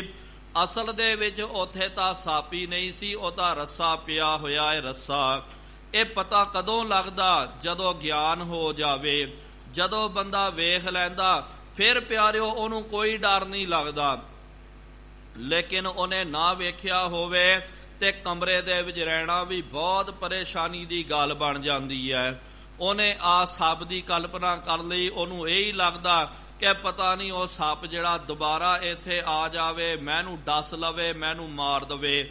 ਜਦੋਂ ਤੱਕ ਗਿਆਨ ਨਹੀਂ ਹੋਵੇ ਉਦੋਂ ਤੱਕ ਉਹਦਾ ਭੈ ਜਿਹੜਾ ਹੈ ਉਹਦੀ ਨਿਵਿੜਤੀ ਨਹੀਂ ਹੁੰਦੀ ਹੈ। ਰੱਜੂ ਬਿਨਾ ਔਰ ਕਛ ਨਾਹੀ। ਜਦੋਂ ਗਿਆਨ ਹੋ ਜਾਂਦਾ ਉਹ ਤੱਕ ਲੈਂਦਾ ਕੋਈ ਸੱਪ ਨਹੀਂ ਹੈ, ਕੋਈ ਫੁੱਲਾਂ ਦੀ ਮਾਲਾ ਨਹੀਂ ਹੈ, ਕੋਈ ਇਹ ਭੂਮ ਦੇ ਵਿੱਚ ਦਰਾਰ ਪਾਈ ਹੋਈ ਨਹੀਂ ਹੈ, ਇਹ ਤਾਂ ਰੱਸਾ ਪਿਆ ਹੋਇਆ ਹੈ, ਲੇਕਿਨ ਮੈਨੇ ਰੱਸੇ ਨੂੰ ਸੱਪ ਕਰਕੇ ਜਾਂ ਫੁੱਲਾਂ ਦੀ ਮਾਲਾ ਕਰਕੇ ਇਹਨੂੰ ਕਲਪਿਤ ਕਰਨਾ ਕੀਤਾ। ਤਿਉ ਅਗਿਆਨ ਹੇਤ ਜਗ ਕੇਰੋ। ਇਸ ਤਰ੍ਹਾਂ ਹੀ ਸਤਿਗੁਰੂ ਮਹਾਰਾਜ ਕਹਿਣ ਲੱਗੇ ਦ੍ਰਿਸ਼ਟਾਂਤ ਦੇ ਕਰਕੇ ਕਿ ਇਸ ਤਰ੍ਹਾਂ ਹੀ ਅਗਿਆਨਤਾ ਦੇ ਵਿੱਚ, ਅਗਿਆਨਤਾ ਦੀ ਨਿਗਾਹ ਦੇ ਨਾਲ ਜਦੋਂ ਆਪਾਂ ਸੰਸਾਰ ਨੂੰ ਤੱਕਾਂਗੇ, ਵੇਖਾਂਗੇ, ਨਸ਼ਟ ਭਏ ਚੇਤਨ ਇੱਕ ਹੇਰੋ। ਤਾਂ ਫਿਰ ਪਿਆਰਿਓ ਅਗਿਆਨਤਾ ਦੀ ਦ੍ਰਿਸ਼ਟੀ ਦੇ ਨਾਲ ਤੱਕੋਗੇ, ਕਦੇ ਤੁਹਾਨੂੰ ਲੱਗੇਗਾ ਕਿ ਸਰੀਰ ਹੀ ਸਭ ਕੁਝ ਹੈ, ਕਦੇ ਤੁਹਾਨੂੰ ਲੱਗੇਗਾ ਕਿ ਭਾਈ ਮਨ ਹੀ ਸਭ ਕੁਝ ਹੈ, ਕਦੇ ਲੱਗੇਗਾ ਬੁੱਧੀ ਹੀ ਸਭ ਕੁਝ ਹੈ, ਕਦੇ ਲੱਗੇਗਾ ਕੋਈ ਪਰਮਾਤਮਾ ਨਹੀਂ ਹੈ, ਕੋਈ ਰੱਬ ਨਹੀਂ ਹੈ। ਲੇਕਿਨ ਜਦੋਂ ਗਿਆਨ ਦੀ ਦ੍ਰਿਸ਼ਟੀ ਦੇ ਨਾਲ ਅਗਿਆਨ ਤੱਕੋਗੇ, ਇਹ ਅਗਿਆਨਤਾ ਜਿਹੜਾ ਹੈ ਇਹਦੀ ਨਿਵਰਤੀ ਹੋ ਜਾਵੇਗੀ ਤੇ ਚੇਤਨ ਇੱਕ ਹੇਰੋ। ਫਿਰ ਤਾਂ ਇੱਕ ਚੇਤਨ ਪਰਮਾਤਮਾ ਜਿਹੜਾ ਹੈ ਉਹ ਤੁਹਾਡੀ ਦ੍ਰਿਸ਼ਟੀ ਗੋਚਰ ਹੋ ਜਾਵੇਗਾ, ਉਹਦੇ ਤੁਹਾਨੂੰ ਦਰਸ਼ਨ ਹੋ ਜਾਣਗੇ। ਜਿਹਦੇ ਬਾਬਤ ਸਤਿਗੁਰੂ ਮਹਾਰਾਜ ਜੀ ਨੇ ਕਿਹਾ ਨਾ ਕਿ ਜਤਰ ਜਾਓ ਤਦ ਬੀਠਲ ਪਹਿਲਾ, ਮਹਾ ਆਨੰਦ ਕਰੇ ਸਦ ਕੇਲਾ। ਈਬ ਹੈ ਬੀਠਲ ਊਬ ਹੈ ਬੀਠਲ, ਬੀਠਲ ਬਿਨ ਸੰਸਾਰ ਨਹੀਂ। ਥਾਨ ਥਨੰਤਰ ਨਾਮਾ ਪ੍ਰਣਵੈ ਪੂਰ ਰਹਿਓ ਤੂੰ ਸਰਮ ਮਹੀ। ਜਲੇ ਹਰੀ ਥਲੇ ਹਰੀ ਉਰੇ ਹਰੀ, ਬਨੇ ਹਰੀ ਗਿਰੇ ਹਰੀ, ਗੁਫੇ ਹਰੀ ਸ਼ਿਤੇ ਹਰੀ, ਨਬੇ ਹਰੀ। ਈਹਾਂ ਹਰੀ ਊਹਾਂ ਹਰੀ, ਜ਼ਿਮੀ ਹਰੀ ਜ਼ਮਾ ਹਰੀ, ਅਦਵੈਖ ਹਰੀ ਅਦੋਖ ਹਰੀ, ਅਲੇਖ ਹਰੀ ਅਭੇਖ ਹਰੀ। ਇਹ ਜਿਹੜੀ ਅਵਸਥਾ ਫਿਰ ਬੰਦੇ ਦੀ ਬਣ ਜਾਂਦੀ ਹੈ ਕਿ ਜਲ ਦੇ ਵਿੱਚ ਵੀ ਪਰਮਾਤਮਾ ਦਾ, ਥਲ ਦੇ ਵਿੱਚ ਵੀ ਪਰਮਾਤਮਾ ਦਾ, ਇੱਥੇ ਵੀ ਉੱਥੇ ਵੀ ਹਰ ਥਾਂ ਦੇ ਵਿੱਚ ਪਰਮਾਤਮਾ ਦਾ ਹੀ ਵਾਸਾ ਹੈ। ਇਹ ਗਿਆਨ ਜਦੋਂ ਹੋ ਜਾਵੇ ਤਾਂ ਫਿਰ ਅਗਿਆਨਤਾ ਦੀ ਦ੍ਰਿਸ਼ਟੀ ਖਤਮ ਹੋ ਜਾਂਦੀ ਹੈ। ਫਿਰ ਗਿਆਨ ਦੇ ਚਕਸ਼ੂ ਦੇ ਨਾਲ ਤੱਕੋ ਤਾਂ ਇਹ ਨਜ਼ਰ ਆਵੇਗਾ ਇਹ ਜਗ ਸੱਚੇ ਕੀ ਹੈ ਕੋਠੜੀ, ਸੱਚੇ ਕਾ ਵਿੱਚ ਵਾਸ, ਕਿ ਇਹ ਸੰਸਾਰ ਸੱਚ ਦੀ ਕੋਠੜੀ ਹੈ। ਕਿਉਂ? ਕਿਉਂਕਿ ਸੱਚ ਪ੍ਰਮਾਤਮਾ ਦਾ ਇਹਦੇ ਵਿੱਚ ਵਾਸਾ ਹੈ। ਅਸ ਕਹਿ ਕਿਰਪਾ ਦ੍ਰਿਸ਼ਟ ਅਵਲੋਕੇ। ਇਸ ਤਰ੍ਹਾਂ ਸਤਿਗੁਰੂ ਮਹਾਰਾਜ ਜੀ ਨੇ ਇਹ ਬਚਨ ਕਹਿ ਕਰਕੇ, ਇਹ ਵਿਦਾਂਤ ਦੀ ਸਿੱਖਿਆ ਦੇ ਕਰਕੇ ਨਾਲ ਕਿਰਪਾ ਦ੍ਰਿਸ਼ਟੀ ਦੇ ਨਾਲ ਬਾਬਾ ਲੈਣਾ ਜੀ ਦੇ ਵੱਲ ਤੱਕਣਾ ਕੀਤਾ। ਜੀ ਨੇ ਅਗਿਆਨਤਾ ਦਾ ਅੰਧਕਾਰ ਜਿਹੜਾ ਅਵਿਦਿਆ ਦਾ ਨਾਸ਼ ਕਰਨਾ ਕੀਤਾ। ਇੱਕ ਸਰੂਪ ਕਾ ਦਰਸ ਦਿਖਾਇਓ। ਇੱਕ ਪ੍ਰਮਾਤਮਾ ਦੇ ਸਰੂਪ ਦਾ ਸਾਰਿਆਂ ਦੇ ਵਿੱਚ ਦਰਸ਼ਨ ਕਰਵਾ ਦਿੱਤਾ। ਉਦਦ ਆਨੰਦ ਮਝਾਰ ਸਮਾਇਓ। ਹੁਣ ਆਨੰਦ ਦੇ ਸਾਗਰ ਦੇ ਵਿੱਚ ਸਤਿਗੁਰੂ ਸੱਚੇ ਪਾਤਸ਼ਾਹ ਜੀ ਮਹਾਰਾਜ ਸਮਾ ਗਏ ਹਨ। ਲਹਿਣੇ ਕੀ ਸਮਾਧ ਤਹਿ ਕਾਲਾ। ਬਾਬਾ ਲੈਣਾ ਜੀ ਦੀ ਜਦੋਂ ਮਹਾਰਾਜ ਜੀ ਨੇ ਕਿਰਪਾ ਕੀਤੀ, ਬਾਬਾ ਲੈਣਾ ਜੀ ਦੀ ਸਮਾਧ ਪਰਮਾਤਮਾ ਦੇ ਚਰਨਾਂ ਦੇ ਨਾਲ ਜੁੜ ਗਈ ਹੈ। ਲਗੀ ਅਖੰਡ ਨਿਮਗਨ ਵਿਸਾਲਾ। ਅਖੰਡ ਸਮਾਧ ਲੱਗ ਗਈ ਹੈ ਤੇ ਇਹ ਸਮਾਧੀ ਦੇ ਵਿੱਚ ਬਾਬਾ ਲੈਣਾ ਜੀ ਸਦਾ ਵਾਸਤੇ ਨਿਮਗਨ ਹੋ ਗਏ ਹਨ, ਪਰਮਾਤਮਾ ਦੇ ਰਸ ਦੇ ਵਿੱਚ ਭਿੱਜ ਗਏ। ਜਨ ਦਿਨ ਕਰ ਕੋਟਿਕ ਚੜ੍ਹ ਗਏ। ਇਸ ਤਰ੍ਹਾਂ ਇਹ ਅਵਸਥਾ ਦਾ ਜਿਹੜਾ ਉਦਭਵ ਹੋ ਰਿਹਾ, ਅਨੁਭਵ ਹੋ ਰਿਹਾ ਕਿ ਜਾਣੋ ਕਿ ਸਰੀਰ ਦੇ ਅੰਦਰ ਅਣਗਿਣਤ ਸੂਰਜ ਦਾ ਪ੍ਰਕਾਸ਼ ਹੋ ਗਿਆ। ਕਿਰਪਾ ਸੋ ਅਸ ਪ੍ਰਕਾਸ਼ ਨਿਰਮਏ। ਇਸ ਤਰ੍ਹਾਂ ਮਹਾਰਾਜ ਜੀ ਦੀ ਕਿਰਪਾ ਹੋਈ ਹੈ ਤੇ ਅੰਧਕਾਰ ਜਿਹੜਾ ਖਤਮ ਹੋ ਗਿਆ ਤੇ ਅਨੰਤ ਜਿਹੜੇ ਸੂਰਜਾਂ ਦਾ ਗਿਆਨ ਦਾ ਪ੍ਰਕਾਸ਼ ਮਹਾਰਾਜ ਜੀ ਦੇ ਅੰਦਰ ਜਿਹੜਾ ਹੈ ਅੰਤਸ਼ਕਰਨ ਦੇ ਵਿੱਚ ਛਾ ਗਿਆ। ਸਗਰੋ ਤਿਮਰ ਅਗਿਆਨ ਨਸਾਇਓ। ਜਿੰਨਾ ਵੀ ਅਗਿਆਨਤਾ ਦਾ ਤਿਮਰ ਅੰਧਕਾਰ ਜਿਹੜਾ ਸੀ ਉਹ ਨਸ ਗਿਆ ਹੈ, ਉਹ ਭੱਜ ਗਿਆ ਹੈ। ਲੇਸ਼ ਅਵਿਦਿਆ ਕੋ ਨ ਰਹਾਇਓ। ਹੁਣ ਅਵਿਦਿਆ ਅਗਿਆਨਤਾ ਦਾ ਲੇਸ਼ ਮਾਤਰ ਵੀ ਸਤਿਗੁਰੂ ਮਹਾਰਾਜ ਜੀ ਦੇ ਮਨ ਵਿੱਚ ਨਹੀਂ ਰਿਹਾ। ਇਤਿ ਕਾਲ ਪੁਨ ਛੁਟੀ ਸਮਾਧਾ। ਇਸ ਤਰ੍ਹਾਂ ਬਹੁਤ ਲੰਬਾ ਸਮਾਂ ਸਤਿਗੁਰੂ ਮਹਾਰਾਜ ਸਮਾਧੀ ਦੇ ਵਿੱਚ ਬੈਠੇ ਹੋਏ ਹਨ। ਉਸ ਤੋਂ ਬਾਅਦ ਫਿਰ ਲੰਬੇ ਸਮੇਂ ਤੋਂ ਬਾਅਦ ਹੁਣ ਇੱਥੇ ਇਹ ਨਹੀਂ ਕਿਹਾ ਕਿੰਨਾ ਲੰਬਾ ਸਮਾਂ, ਭਾਵ ਕਿ ਹੋ ਸਕਦਾ 4-5 ਘੰਟੇ 5-10 ਘੰਟੇ ਵੀ ਸਤਿਗੁਰੂ ਮਹਾਰਾਜ ਜੀ ਦੀ ਸਮਾਧੀ ਲੱਗ ਗਈ ਹੈ, ਸਮਾਧੀ ਦੇ ਵਿੱਚ ਜੁੜ ਗਏ। ਉਹ ਤੋਂ ਬਾਅਦ ਸਤਿਗੁਰੂ ਮਹਾਰਾਜ ਜੀ ਸਮਾਧੀ ਤੋਂ ਉਪਰਾਮ ਹੁੰਦੇ। ਵਿਖੇ ਅਗਾਰੀ ਗੁਰੂ ਅਗਾਧਾ। ਤੇ ਫਿਰ ਕੀ ਤੱਕਦੇ ਸਮਾਧੀ ਜਦੋਂ ਖੋਲਣੀ ਕੀਤੀ ਹੈ ਤੇ ਅਗਮ ਅਗਾਧ ਸਤਿਗੁਰੂ ਗੁਰੂ ਨਾਨਕ ਦੇਵ ਜੀ ਮਹਾਰਾਜ ਸਾਹਮਣੇ ਖੜੋਤੇ ਹੋਏ ਹਨ। ਪਰਿਉ ਪਦ ਪੰਕਜ ਤਤਕਾਲਾ। ਤੁਰੰਤ ਸਤਿਗੁਰੂ ਮਹਾਰਾਜ ਜੀ ਦੇ ਚਰਨ ਕਮਲਾਂ ਦੇ ਉੱਤੇ ਬਾਬਾ ਲੈਣਾ ਜੀ ਪੈ ਗਏ। ਲਗਿਓ ਪ੍ਰਸ਼ੰਸਨ ਪ੍ਰੇਮ ਵਿਸ਼ਾਲਾ। ਹੁਣ ਮਨ ਦੇ ਵਿੱਚ ਪ੍ਰੇਮ ਨੇ ਪਿਆਰਿਓ ਉਮਕ ਕੇ ਆਉਣਾ ਕੀਤਾ, ਪ੍ਰੇਮ ਨੇ ਉਛਾਲਾ ਮਾਰਨਾ ਕੀਤਾ। ਪ੍ਰੇਮ ਦੇ ਵਿੱਚ ਭਿੱਜ ਕਰਕੇ ਬਾਬਾ ਲੈਣਾ ਜੀ ਨੇ ਸਤਿਗੁਰੂ ਗੁਰੂ ਨਾਨਕ ਦੇਵ ਜੀ ਮਹਾਰਾਜ ਜੀ ਦੀ ਪ੍ਰਸ਼ੰਸਾ ਕੀਤੀ ਹੈ। ਭਾਵ ਕਿ ਸਤਿਗੁਰੂ ਮਹਾਰਾਜ ਜੀ ਦਾ ਸੁਜਸ ਉਚਾਰਨ ਕਰਨਾ ਕੀਤਾ। ਭੁਜੰਗ ਪ੍ਰਿਆਤ ਛੰਦ ਨਮੋ ਪਾਦ ਕੰਜੰ ਗੁਰੂ ਗਿਆਨ ਗਿਆਤਾ। ਉਚਾਰਨ ਕਰਦੇ ਸਤਿਗੁਰੂ ਮਹਾਰਾਜ ਜੀ ਦੀ ਵਡਿਆਈ ਕਰਦੇ ਹਨ ਬਾਬਾ ਲੈਣਾ ਜੀ ਕਿ ਸਤਿਗੁਰੂ ਆਪ ਜੀ ਗਿਆਨ ਗਿਆਤਾ, ਗਿਆਨ ਨੂੰ ਦੇਣ ਵਾਲੇ ਆਪ ਜੀ ਗੁਰੂ ਹੋ। ਇਹੋ ਜਿਹੇ ਸਤਿਗੁਰੂ ਮਹਾਰਾਜ ਆਪ ਜੀ ਦੇ ਚਰਨ ਕਮਲਾਂ ਦੇ ਉੱਤੇ ਮੈਂ ਨਮਸਕਾਰ ਕਰਦਾ ਹਾਂ। ਮਹਾਮੋਹ ਹੰਤਾ ਘਨਾਨੰਦ ਦਾਤਾ। ਆਪ ਜੀ ਨੇ ਮਹਾਮੋਹ ਮੇਰੇ ਅੰਦਰ ਜੋ ਲੱਗਿਆ ਹੋਇਆ ਸੀ ਉਹਦਾ ਨਾਸ਼ ਕਰਨਾ ਕੀਤਾ। ਘਨਾ ਆਨੰਦ, ਬਹੁਤ ਜ਼ਿਆਦਾ ਆਨੰਦ ਦੀ ਦਾਤ ਆਪ ਜੀ ਨੇ ਮੈਨੂੰ ਦੇ ਦਿੱਤੀ ਹੈ। ਨਮੋ ਲੋਕ ਲੋਕੇਸ਼ਵਰੰ ਲੋਕ ਕਰਤਾ। ਹੇ ਸਤਿਗੁਰੂ ਮਹਾਰਾਜ ਆਪ ਲੋਕਾਂ ਦੇ ਲੋਕੇਸ਼ਵਰ ਹੋ। ਸਾਰੇ ਲੋਕਾਂ ਦਾ ਭਾਵ ਕਿ ਆ ਧਰਤੀ ਆਕਾਸ਼ ਤੇ ਪਤਾਲ ਦੇ ਵਿੱਚ ਜਿੰਨੇ ਵੀ ਲੋਕ ਅਲੋਕ ਹਨ ਸਾਰਿਆਂ ਦੇ ਰਚੈਤਾ ਕਰਤਾ ਧਰਤਾ ਆਪ ਜੀ ਹੋ। ਸਦਾ ਸਰਬ ਥਾਨੰ ਸਦਾ ਸਰਬ ਭਰਤਾ। ਸਦਾ ਸਰਬ ਥਾਨੰ ਸਦਾ ਸਰਬ ਭਰਤਾ। ਆਪ ਜੀ ਸਤਿਗੁਰੂ ਮਹਾਰਾਜ ਸਾਰੇ ਥਾਨਾਂ ਦੇ ਵਿੱਚ ਤੇ ਸਾਰੇ ਥਾਨਾਂ ਨੂੰ ਆਪ ਜੀ ਭਰਨ ਪੋਖਣ ਕਰ ਰਹੇ ਹੋ। ਸਾਰਿਆਂ ਨੂੰ ਰੋਜੀ ਦੇਣ ਵਾਲੇ ਵੀ ਆਪ ਜੀ ਹੋ। ਪ੍ਰਲੈ ਕਾਲਕਾਰੀ ਨਮੋ ਸਰਬ ਥਾਨ। ਆਪ ਜੀ ਹੀ ਸਤਿਗੁਰੂ ਮਹਾਰਾਜ ਜਦੋਂ ਪ੍ਰਲੈ ਦਾ ਸਮਾਂ ਆ ਜਾਵੇ ਤਾਂ ਆਪ ਜੀ ਸਾਰੇ ਸੰਸਾਰ ਦੀ ਪ੍ਰਲੈ ਕਰਨ ਵਾਲੇ ਹੋ। ਇੰਨੀ ਸ਼ਕਤੀ ਆਪ ਜੀ ਦੇ ਵਿੱਚ ਹੈ। ਨਮੋ ਸਰਬ ਥਾਨੰ ਤੇ ਆਪ ਜੀ ਦਾ ਨੂਰ ਵਿਆਪ ਹੋ ਰਿਹਾ ਹੈ। ਮੁਕੰਦੰ ਪਖੰਡੰ ਨਿਕੰਦੰ ਪਰਮਾਥੰ। ਆਪ ਜੀ ਮੁਕੰਦੰ ਹੋ ਭਾਵ ਕੇ ਮੁਕਤੀ ਦਾਤੇ ਹੋ ਤੇ ਪਖੰਡ ਨੂੰ ਨਾਸ਼ ਕਰਨ ਵਾਲੇ ਹੋ ਜੀ। ਨਿਕੰਦੰ ਪਰਮਾਥੰ ਧਰਿਓ ਦੇਹ ਹੇਤੰ ਦੁਖੀ ਦੇਹ ਜਨਤੰ। ਆਪ ਜੀ ਸਤਿਗੁਰੂ ਮਹਾਰਾਜ ਦੁਖੀ ਦੇਖ ਜਨਤੰ, ਜਿਹੜੇ ਸੰਸਾਰ ਦੇ ਲੋਕ ਬਹੁਤ ਜ਼ਿਆਦਾ ਦੁਖੀ ਹਨ ਉਹਨਾਂ ਦਾ ਦੁੱਖ ਦੂਰ ਕਰਨ ਵਾਸਤੇ ਸਤਿਗੁਰੂ ਮਹਾਰਾਜ ਆਪ ਜੀ ਦਾ ਆਗਮਨ ਹੋਇਆ ਸੰਸਾਰ ਵਿੱਚ। ਕਿਰਪਾਲੰ ਵਿਸਾਲੰ ਅਕਾਲੰ ਅਨੰਤੰ। ਆਪ ਜੀ ਬਹੁਤ ਵੱਡੇ ਕਿਰਪਾਲੂ ਹੋ। ਤੁਹਾਡੇ ਵਰਗਾ ਕਿਰਪਾਲੂ ਦਿਆਲੂ ਸੰਸਾਰ ਦੇ ਵਿੱਚ ਕੋਈ ਨਹੀਂ ਹੈ। ਆਪ ਜੀ ਅਕਾਲ ਦੀ ਮੂਰਤ ਹੋ। ਆਪ ਜੀ ਅਨੰਤ ਹੋ, ਬੇਅੰਤ ਹੋ।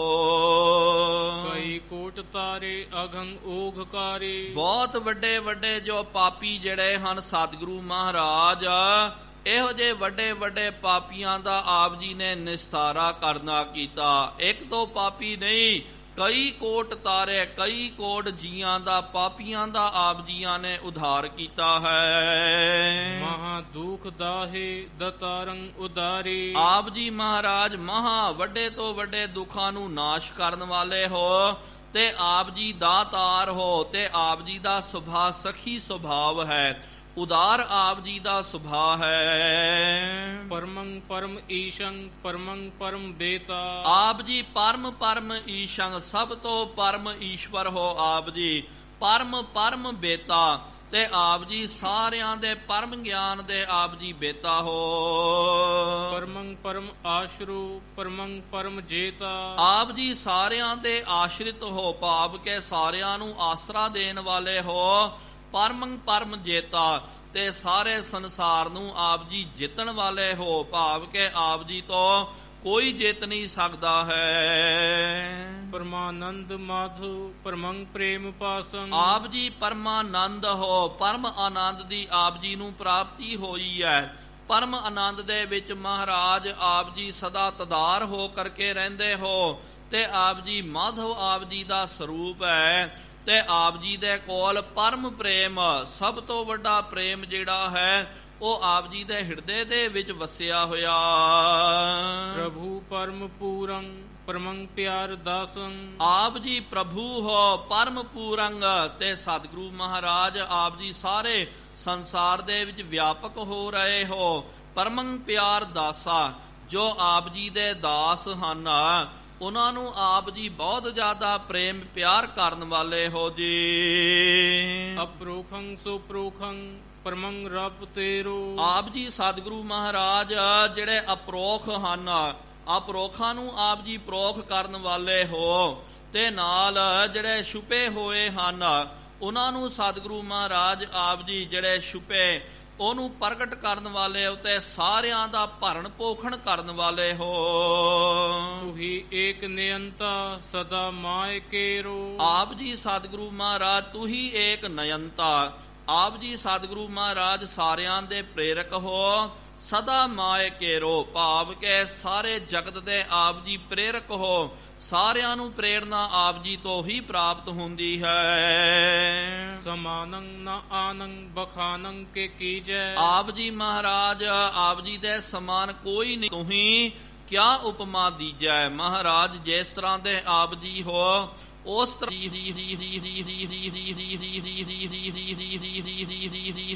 ਆਪ ਜੀ ਦਾ ਚਿੱਤਰ ਹੈ, ਕੋਈ ਚੱਕਰ ਚਿਹਨ ਆਪ ਜੀ ਦਾ ਕੋਈ ਨਹੀਂ ਹੈ। ਭਾਵ ਕੇ ਆਪ ਜੀ ਦਾ ਸਰੀਰ ਤਾਂ ਬੇਸ਼ੱਕ ਹੁਣ ਮੌਜੂਦ ਹੈ, ਲੇਕਿਨ ਆਪ ਜੀ ਕੇ ਚਿਤਰੰਗ ਵਿਹੀਨ ਹੈ ਕਿ ਏਕੈ ਅਧੀਨ ਹੈ।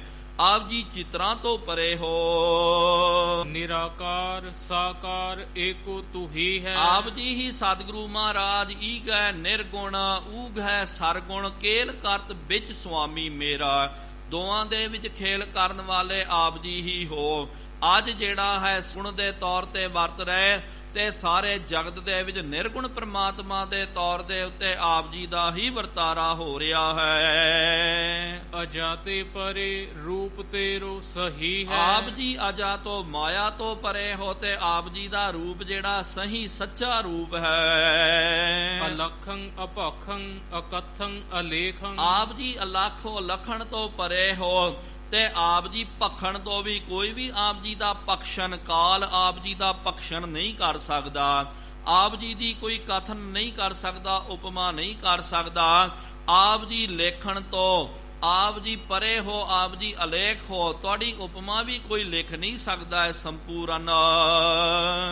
ਅਮੋਹੰ ਅਦਰੋਹੰ ਅਜੋਹੰ ਅਭੇਖੰ। ਆਪ ਜੀ ਦੇ ਅੰਦਰ ਕੋਈ ਮੋਹ ਨਹੀਂ ਹੈ, ਕੋਈ ਧਰੋਹ ਨਹੀਂ ਹੈ ਤੇ ਆਪ ਜੀ ਨੂੰ ਕੋਈ ਤੱਕ ਵੀ ਨਹੀਂ ਸਕਦਾ ਤੇ ਆਪ ਜੀ ਦਾ ਕੋਈ ਭੇਖ ਨਹੀਂ ਹੈ। ਨਾ ਮਿਤਯੰ ਅਕਿਤਯੰ ਸੋ ਨਿਤਯੰ ਅਜਿਤਯੰ। ਸਤਿਗੁਰੂ ਮਹਾਰਾਜ ਆਪ ਜੀ ਦਾ ਕੋਈ ਮਿੱਤਰ ਸਤਰ ਨਹੀਂ ਹੈ ਤੇ ਆਪ ਜੀ ਦਾ ਕੋਈ ਵੈਰੀ ਵੀ ਨਹੀਂ ਹੈ। ਸੋ ਨਿਤਯੰ ਅਜਿਤਯੰ ਭਾਵ ਕੇ ਆਪ ਜੀ ਸਦਾ ਨਿਤ ਨੂਤਨ ਹੋ ਤੇ ਆਪ ਜੀ ਅਜਿੱਤ ਹੋ, ਤੁਹਾਨੂੰ ਕੋਈ ਜਿੱਤ ਨਹੀਂ ਸਕਦਾ।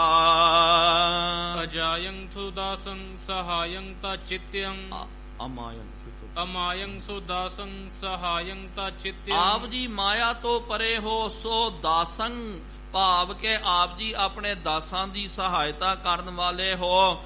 ਜਿਹੜਾ ਵੀ ਚਿੱਤ ਦੇ ਵਿੱਚ ਕੋਈ ਦਾਸ ਆਪ ਜੀ ਨੂੰ ਯਾਦ ਕਰਦਾ, ਆਪ ਜੀ ਆਪਣੇ ਦਾਸਾਂ ਦੇ ਕਾਰਜ ਨੂੰ ਰਾਸ ਕਰਨ ਵਾਸਤੇ ਤਤਛਿਨ ਉੱਥੇ ਪਹੁੰਚ ਜਾਂਦੇ ਹੋ। ਮਨੰ ਕਾਨਨੰ ਕਾਮ ਕ੍ਰੋਧਾਦਿ ਗੈਸੇ। ਅੱਗੇ ਬਚਨ ਕਰਨਾ ਕੀਤਾ ਸਤਿਗੁਰੂ ਮਹਾਰਾਜ, ਇਹ ਮਨ ਰੂਪੀ ਜੋ ਕਾਨਨ ਹੈ ਭਾਵ ਕੇ ਜੰਗਲ ਹੈ, ਇਹਦੇ ਵਿੱਚ ਇਹ ਪੰਜ ਵਿਕਾਰ ਜੋ ਹਨ ਕਾਮ ਕ੍ਰੋਧ ਅਰ ਲੋਭ ਮੋਹ ਬਿਨਸ ਜਾਏ ਅਹੰ ਮੇਵ।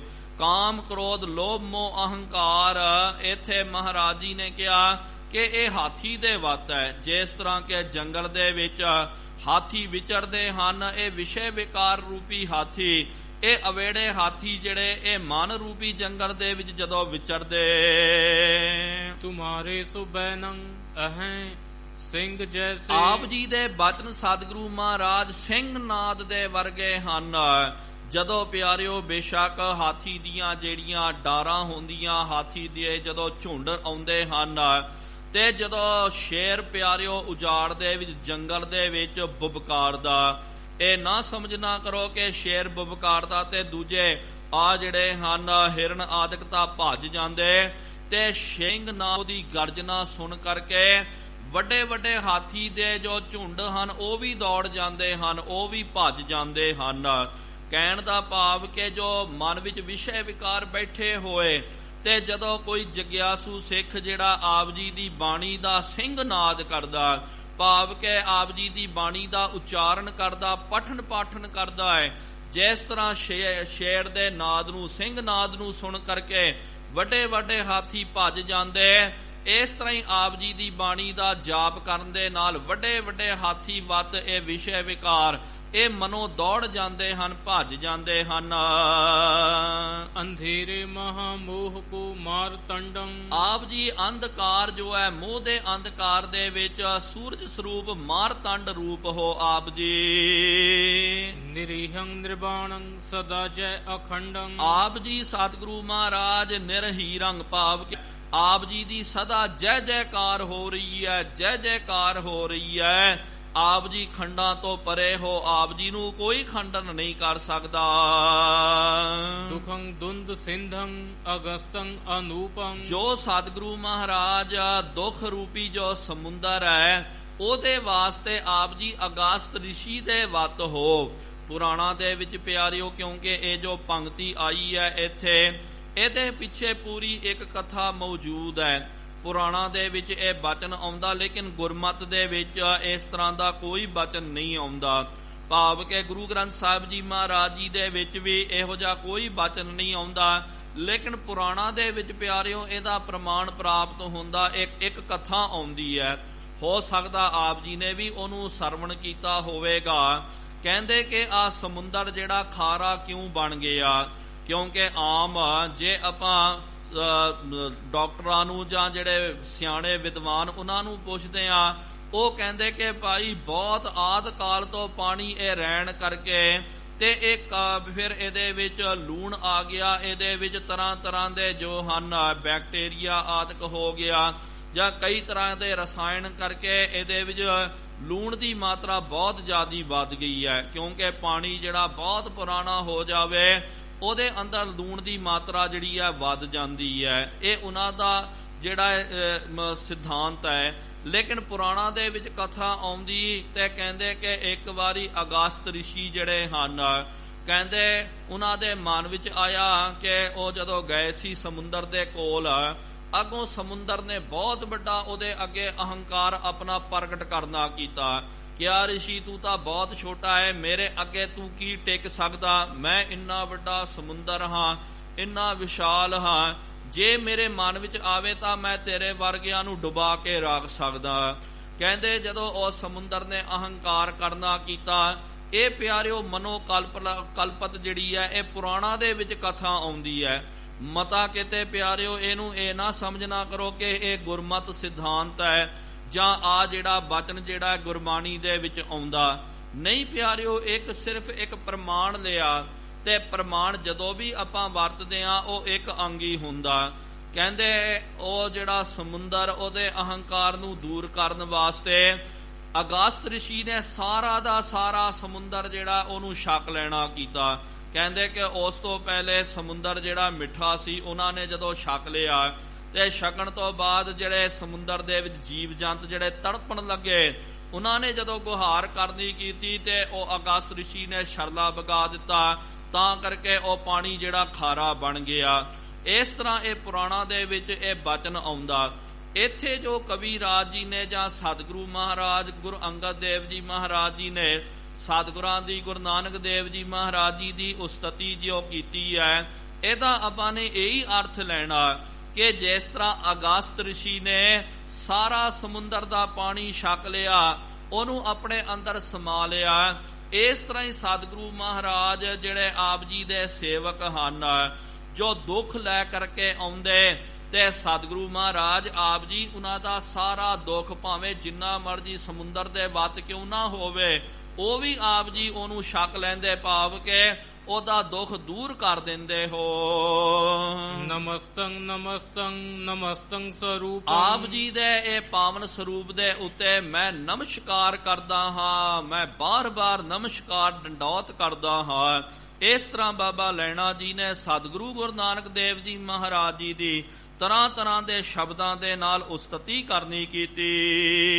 ਦੋਹਰਾ ਇਸ ਬਿਦ ਉਸਤਤ ਕਰ ਬਹੁਰ ਰਹਿਓ ਚਰਨ ਲਪਟਾ। ਇਸ ਤਰ੍ਹਾਂ ਮਹਾਰਾਜ ਜੀ ਦੀ ਪਾਵਨ ਉਸਤਤ ਕਰਕੇ ਬਾਬਾ ਲੈਣਾ ਜੀ ਸ੍ਰੀ ਗੁਰੂ ਨਾਨਕ ਦੇਵ ਜੀ ਮਹਾਰਾਜ ਜੀ ਦੇ ਚਰਨਾਂ ਵਿੱਚ ਲਿਪਟ ਕਰਕੇ ਰਹਿ ਗਏ। ਪਠੈ ਸੁਨੈ ਇਸਕੋ ਜੋ ਨਰ ਸਰਬ ਫਲੰ ਸੁਖ ਪਾ। ਕਵੀ ਰਾਜ ਜੀ ਨੇ ਇੱਥੇ ਬਚਨ ਕਰਨਾ ਕੀਤਾ ਕਿ ਜੋ ਇਹ ਕਥਾ ਸੁਨੇ ਅਰ ਗਾਵੇ ਦੁਖ ਪਾਪ ਤਹਿ ਨਿਕਟ ਨਾ ਆਵੇ। ਜਿਹੜਾ ਪਿਆਰਿਓ ਇਹ ਕਥਾ ਨੂੰ ਪੜੇਗਾ ਸਰਵਣ ਅਗੋਂ ਬਾਬਾ ਲੈਣਾ ਜੀ ਨੇ ਮਹਾਰਾਜ ਜੀ ਦੇ ਅੱਗੇ ਇਹ ਬੇਨਤੀ ਕੀਤੀ ਕਿ ਆ ਸਤਿਗੁਰੂ ਮਹਾਰਾਜ ਆਪ ਜੀ ਦੀ ਧਨਤਾ ਦੇ ਯੋਗ ਹੋ। ਆਪ ਜੀ ਦੀ ਮਹਿਮਾ ਆਪ ਜੀ ਦੀ ਗਤ ਬੜੀ ਨਿਆਰੀ ਹੈ। ਚਰਜ ਰੂਪ ਸੋ ਦੀਨ ਦਿਖਾਰੀ। ਆਪ ਜੀ ਨੇ ਆਪਣਾ ਆਚਰਜ ਸਰੂਪ ਉਹਦੇ ਮੈਨੂੰ ਦਰਸ਼ਨ ਕਰਾਉਣੇ ਕੀਤੇ। ਭਰਮ ਕਪਾਟ ਸੋ ਕਾਟ ਹਟਾਏ। ਜੋ ਮਨ ਦੇ ਵਿੱਚ ਭਰਮ ਪਏ ਹੋਏ ਸਨ, ਭਰਮ ਦੇ ਕਪਾਟ ਪਏ ਹੋਏ ਸਨ, ਆਪ ਜੀ ਨੇ ਉਹਨੂੰ ਕੱਟ ਦੇਣਾ ਕੀਤਾ। ਪਰਮਾਨੰਦ ਮਝਾਰ ਮਿਲਾਏ। ਪਰਮ ਆਨੰਦ ਦੇ ਵਿੱਚ ਅਗਿਆਨਤਾ ਤੋਂ ਕੱਢ ਕਰਕੇ ਪਰਮ ਆਨੰਦ ਦੇ ਵਿੱਚ ਮੈਨੂੰ ਆਪ ਜੀ ਨੇ ਮਿਲਾ ਦਿੱਤਾ ਹੈ। ਸੁਨਤ ਗਿਆਨ ਕਨ ਪਰਮ ਕਿਰਪਾਲਾ। ਇਸ ਤਰ੍ਹਾਂ ਗਿਆਨ ਕਹਨ ਜਿਨ੍ਹਾਂ ਦੇ ਅੰਦਰ ਬਹੁਤ ਜ਼ਿਆਦਾ ਗਿਆਨ ਹੈ, ਗਿਆਨ ਦੇ ਸਮੁੰਦਰ ਪਰਮ ਗਿਆਨ ਦੀ ਅਵਸਥਾ ਨੂੰ ਮੰਨਣ ਵਾਲੇ ਕਿਰਪਾਲੂ ਸਤਿਗੁਰਾਂ ਨੇ ਬਚਨ ਸੁਣ ਕਰਕੇ ਪ੍ਰਸੀਦੇ ਤਿਹ ਕਾਲ ਵਿਸਾਲਾ। ਬਹੁਤ ਜ਼ਿਆਦੇ ਬਾਬਾ ਲੈਣਾ ਜੀ ਦੇ ਉੱਤੇ ਪ੍ਰਸੰਨਤਾ ਜ਼ਾਹਰ ਕਰਨੀ ਕੀਤੀ। ਸਰਬ ਸਿੱਧ ਸ਼ਕਤੀ ਹੈ ਜੇਤੀ। ਸਤਿਗੁਰੂ ਮਹਾਰਾਜ ਜੀ ਨੇ 9 ਨਿਧੀਆਂ 18 ਸਿੱਧੀਆਂ ਜਿੰਨਾ ਵੀ ਪਿਆਰਿਓ ਪ੍ਰਗਟ ਤੇ ਗੁਪਤ ਜਿੰਨੀਆਂ ਵੀ ਸ਼ਕਤੀਆਂ ਹਨ ਹਰੀ ਅਗਾਰੀ ਕਰ ਦਿਆ ਤੇਤੀ। ਸਾਰੀਆਂ ਸ਼ਕਤੀਆਂ ਨੂੰ ਇੱਕਦਮ ਸਾਹਮਣੇ ਖੜਾ ਕਰਕੇ ਉਹ ਸਾਰੀਆਂ ਸ਼ਕਤੀਆਂ ਜਿਹੜੀਆਂ ਜੋ ਗੁਪਤ ਹੈ, ਪ੍ਰਗਟ ਤੌਰ ਤੇ ਗੁਪਤ ਤੌਰ ਤੇ ਸ਼ਕਤੀਆਂ ਵਿਦਿਆਮਾਨ ਹਨ ਸੰਸਾਰ ਦੇ ਵਿੱਚ, ਉਹ ਸਾਰੀਆਂ ਸ਼ਕਤੀਆਂ ਬਾਬਾ ਲੈਣਾ ਜੀ ਦੇ ਝੋਲੀ ਦੇ ਵਿੱਚ ਪਾ ਦਿੱਤੀਆਂ।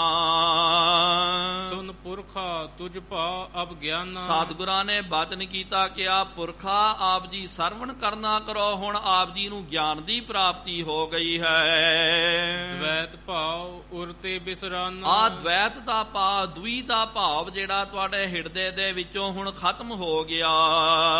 ਸਰਬ ਜੇ ਸ਼ਕਤੀ ਪ੍ਰਾਪਤ ਹੋਈ। ਇਹ ਸਾਰੀ ਸ਼ਕਤੀ ਜਿਹੜੀ ਹੈ ਹੁਣ ਆਪ ਜੀ ਨੂੰ ਪ੍ਰਾਪਤ ਹੋ ਗਈ ਹੈ। 9 ਨਿਧੀਆਂ 18 ਸਿੱਧੀਆਂ ਗੁਪਤ ਪ੍ਰਗਟ ਜਿੰਨੀ ਵੀ ਸ਼ਕਤੀ ਇਹ ਹੁਣ ਆਪ ਜੀ ਨੂੰ ਪ੍ਰਾਪਤ ਹੋਈ ਹੈ। ਚਾਹੋ ਸੋ ਕਰਹੁ ਬਿਲੰਬ ਨ ਕੋਈ। ਹੁਣ ਆਪ ਜੀ ਨੂੰ ਕੋਈ ਦੇਰੀ ਨਹੀਂ ਹੈ। ਜੋ ਤੁਹਾਡੇ ਮਨ ਦੇ ਵਿੱਚ ਆਵੇਗਾ ਤਤਕਾਲ ਹੋਏ ਆਵੇ। ਜੋ ਤੁਸੀਂ ਮਨ ਵਿੱਚ ਵਿਚਾਰ ਕਰੋਗੇ, ਫੁਰਨਾ ਕਰੋਗੇ ਕਿ ਇਹ ਹੋਣਾ ਚਾਹੀਦਾ, ਬਸ ਤੁਰੰਤ ਉਹ ਹੋ ਜਾਵੇਗਾ।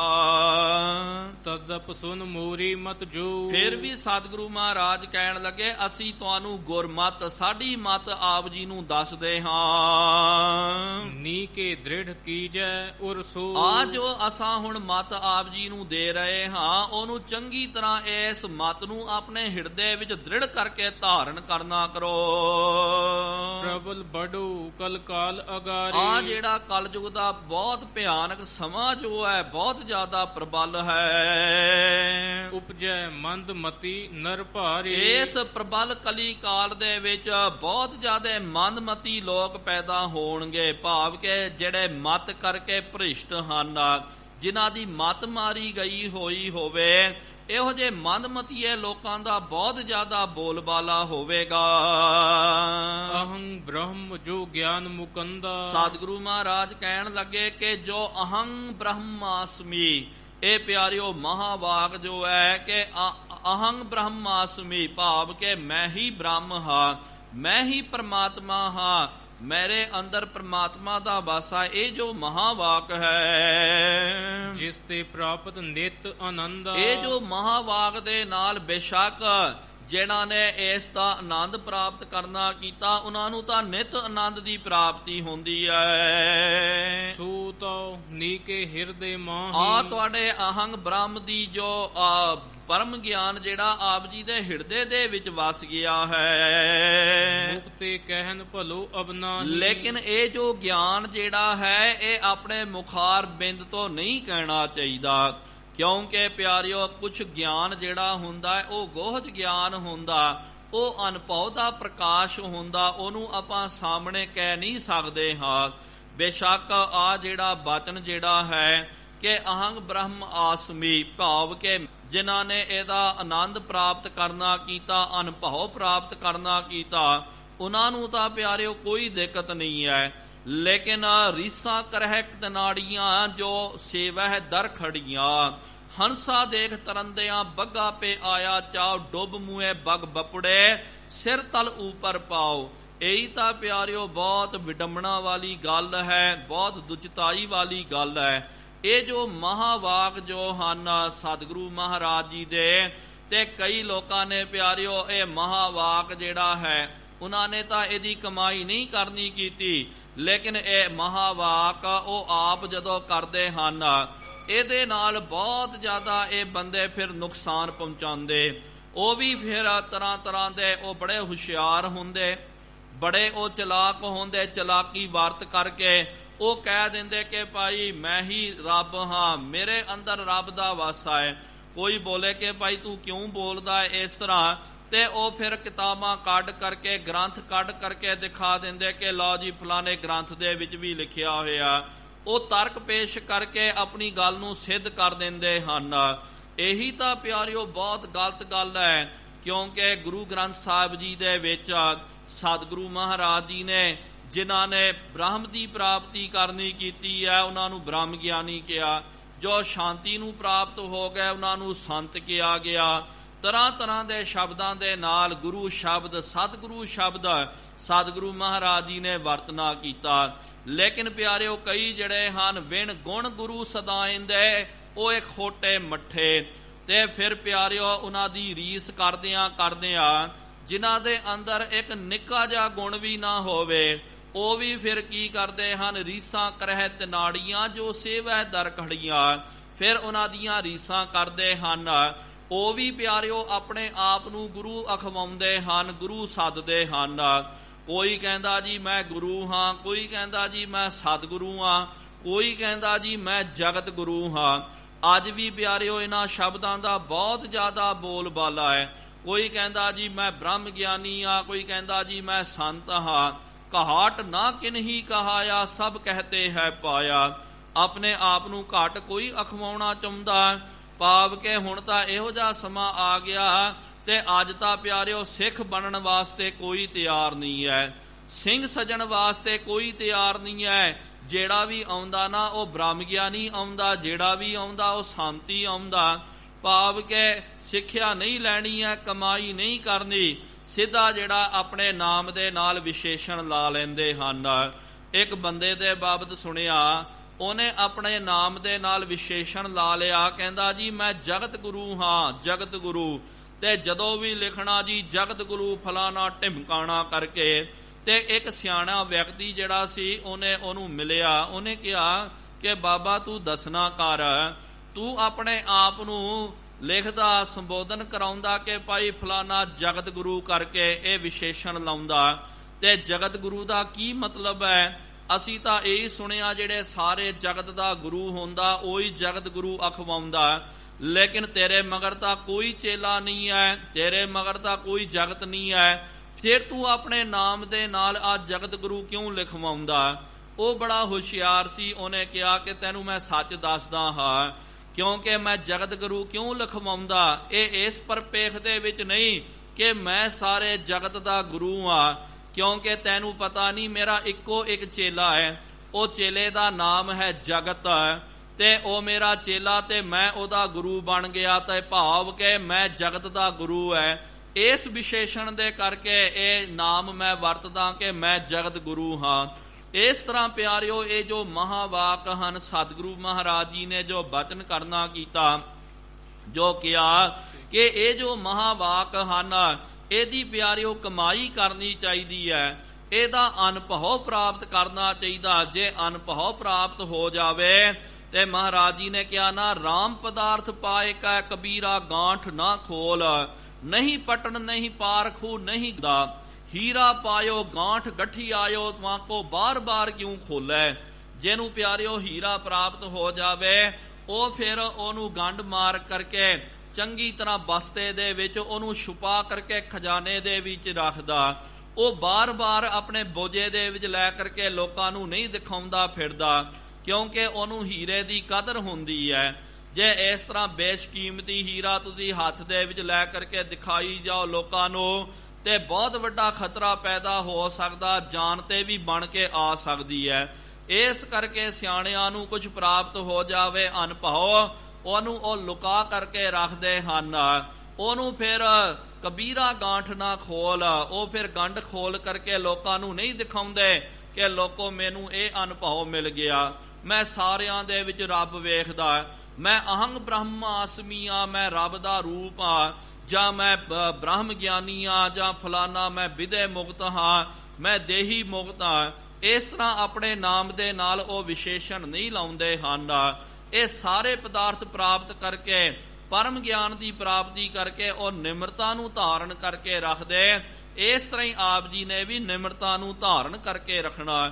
ਹੁਣ ਅੱਗੇ ਵੀ ਸਤਿਗੁਰੂ ਮਹਾਰਾਜ ਜੀ ਨੇ ਜੋ ਬਚਨ ਉਚਾਰਨ ਕੀਤੇ, ਜੋ ਸਿੱਖਿਆ ਦਿੱਤੀ, ਅੱਜ ਤਾਂ ਪਿਆਰਿਓ ਅੱਗੇ ਸਮਾਂ ਇਜਾਜ਼ਤ ਨਹੀਂ ਦਿੰਦਾ। ਉਹਦੀ ਵਿਚਾਰ ਆਉਣ ਵਾਲੇ ਅਗਲੇ ਦੀਵਾਨਾਂ ਦੇ ਵਿੱਚ ਆਪਾਂ ਨੇ ਕਰਨੀ ਹੈ। ਹੁਣ ਇੰਨੀਆਂ ਕੋ ਬੇਨਤੀਆਂ ਪ੍ਰਮਾਣ ਕਰਿਓ। ਵਿਚਾਰ ਕਰਦੇ ਆਂ, ਬੇਅੰਤ ਗਲਤੀਆਂ ਹੋ ਗਈਆਂ ਜੀ, ਉਹ ਮਾਫੀ ਬਖਸ਼ਣੀ ਅੱਗੇ ਤੋਂ ਸਮਤ ਹੈ। ਆਓ ਸਾਰੇ ਗੱਜ ਵੱਜ ਕਰਕੇ ਫਤਿਹ ਬੁਲਾਈਏ।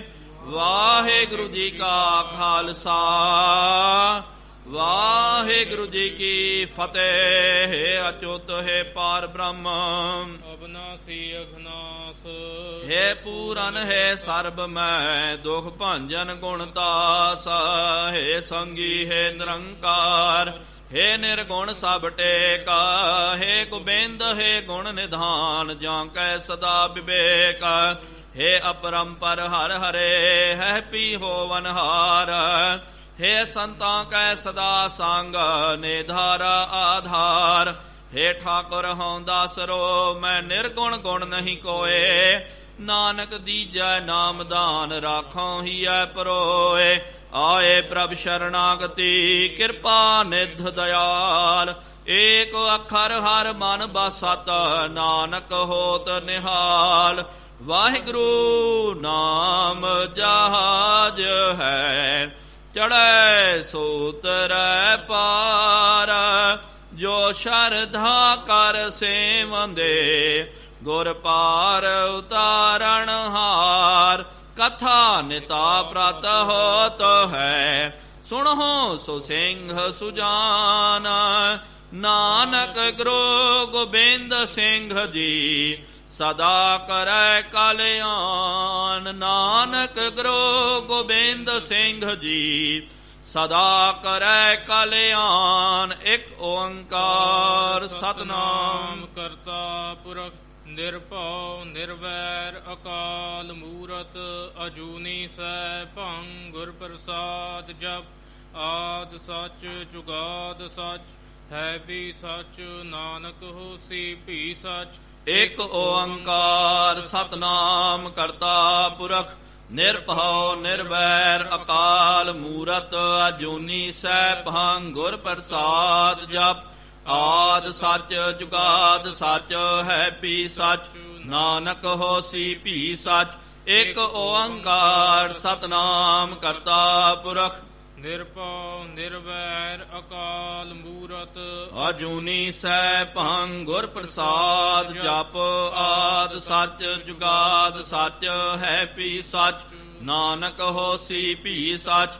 ਇੱਕ ਓੰਕਾਰ ਸਤਿਨਾਮ ਕਰਤਾ ਪੁਰਖ ਨਿਰਭਉ ਨਿਰਵੈਰ ਅਕਾਲ ਮੂਰਤ, ਅਜੂਨੀ ਸੈਭੰ ਗੁਰ ਪ੍ਰਸਾਦ, ਜਪ ਆਦ ਸੱਚ ਜੁਗਾਦ ਸੱਚ, ਹੈ ਵੀ ਸੱਚ, ਨਾਨਕ ਹੋਸੀ ਵੀ ਸੱਚ। ਇੱਕ ਓੰਕਾਰ ਸੈਭੰ ਗੁਰ ਪ੍ਰਸਾਦ, ਜਪ ਆਦ ਸੱਚ ਜੁਗਾਦ ਸੱਚ, ਹੈ ਵੀ ਸੱਚ, ਨਾਨਕ ਹੋਸੀ ਵੀ ਸੱਚ। ਵਾਹੋ ਵਾਹੋ ਗੋਬਿੰਦ ਸਿੰਘ ਜੀ, ਵਾਹੂ ਵਾਹੂ ਗੋਬਿੰਦ ਗੋਬਿੰਦ ਸਿੰਘ ਜੀ। ਕਲਗੀਆਂ ਵਾਲੇ ਗੋਬਿੰਦ ਸਿੰਘ ਜੀ। ਕਲਗੀਆਂ ਵਾਲੇ ਗੋਬਿੰਦ ਸਿੰਘ ਜੀ। ਬਾਜਾਂ ਵਾਲੇ ਗੋਬਿੰਦ ਸਿੰਘ ਜੀ। ਬਾਜਾਂ ਵਾਲੇ ਗੋਬਿੰਦ ਸਿੰਘ ਜੀ। ਫੌਜਾਂ ਵਾਲੇ ਗੋਬਿੰਦ ਸਿੰਘ ਜੀ। ਫੌਜਾਂ ਵਾਲੇ ਗੋਬਿੰਦ ਸਿੰਘ ਜੀ। ਸੋਜੀ ਪਿਆਰੇ ਗੋਬਿੰਦ ਸਿੰਘ ਜੀ। ਸੋਜੀ ਪਿਆਰੇ ਗੋਬਿੰਦ ਸਿੰਘ ਜੀ। ਵਾਹੋ ਵਾਹੋ ਗੋਬਿੰਦ ਸਿੰਘ ਜੀ। ਵਾਹੂ ਵਾਹੂ ਗੋਬਿੰਦ ਸਿੰਘ ਜੀ। ਵਾਹੋ ਵਾਹੋ ਗੋਬਿੰਦ ਸਿੰਘ ਜੀ। ਵਾਹੂ ਵਾਹੂ ਗੋਬਿੰਦ ਸਿੰਘ ਜੀ। ਧੰਨ ਧੰਨ ਸਾਹਿਬ ਸ੍ਰੀ ਗੁਰੂ ਨਾਨਕ ਦੇਵ ਜੀ ਮਹਾਰਾਜ। ਧੰਨ ਧੰਨ ਸਾਹਿਬ ਸ੍ਰੀ ਗੁਰੂ ਗੋਬਿੰਦ ਸਿੰਘ ਸਾਹਿਬ ਜੀਓ ਮਹਾਰਾਜ। ਧੰਨ ਧੰਨ ਸਾਹਿਬ ਸ੍ਰੀ ਗੁਰੂ ਗ੍ਰੰਥ ਸਾਹਿਬ ਜੀਓ ਮਹਾਰਾਜ। ਆਪ ਜੀ ਦੇ ਪਾਵਨ ਪਵਿੱਤਰ ਅਸਥਾਨ ਤਖਤ ਸੱਚਖੰਡ ਸ੍ਰੀ ਹਜ਼ੂਰ ਸ੍ਰੀ ਅਬਚਲ ਨਗਰ ਸਾਹਿਬ ਜੀ ਵਿਖੇ ਸ਼ਾਮਾਂ ਦੇ ਦੀਵਾਨ ਸਜਾਏ ਗਏ ਹਨ। ਸਜੇ ਹੋਏ ਪਾਵਨ ਦੀਵਾਨਾਂ ਦੇ ਵਿੱਚ ਗੁਰ ਇਤਿਹਾਸ ਦੀਆਂ ਕਥਾ ਵਿਚਾਰਾਂ ਹੋਈਆਂ। ਕਥਾ ਵਿਚਾਰਾਂ ਕਰਦਿਆਂ ਬੇਅੰਤ ਗਲਤੀਆਂ ਹੋ ਗਈਆਂ ਜੀਓ ਮਾਫੀ ਬਖਸ਼ਣੀ ਅੱਗੇ ਤੋਂ ਸਮਤ ਆਈਆਂ ਸੰਗਤਾਂ ਦੀਆਂ ਹਾਜ਼ਰੀਆਂ ਤਿਲ ਫੁੱਲ ਭੇਟਾਵਾਂ ਪ੍ਰਵਾਨ ਕਰਦੀਆਂ। ਜੋ ਜੀ ਆਪ ਜੀ ਕੇ ਦੁਆਰੇ ਆਵੇ ਸੋ ਸਦਾ ਹੀ ਰਾਜੀ ਪ੍ਰਸੰਨ ਜਾਵੇ। ਗੁਰ ਨਾਨਕ ਨਾਮ ਚੜ੍ਹਦੀ ਕਲਾ ਤੇਰੇ ਭਾਣੇ ਸਰਬੱਤ ਦਾ ਭਲਾ।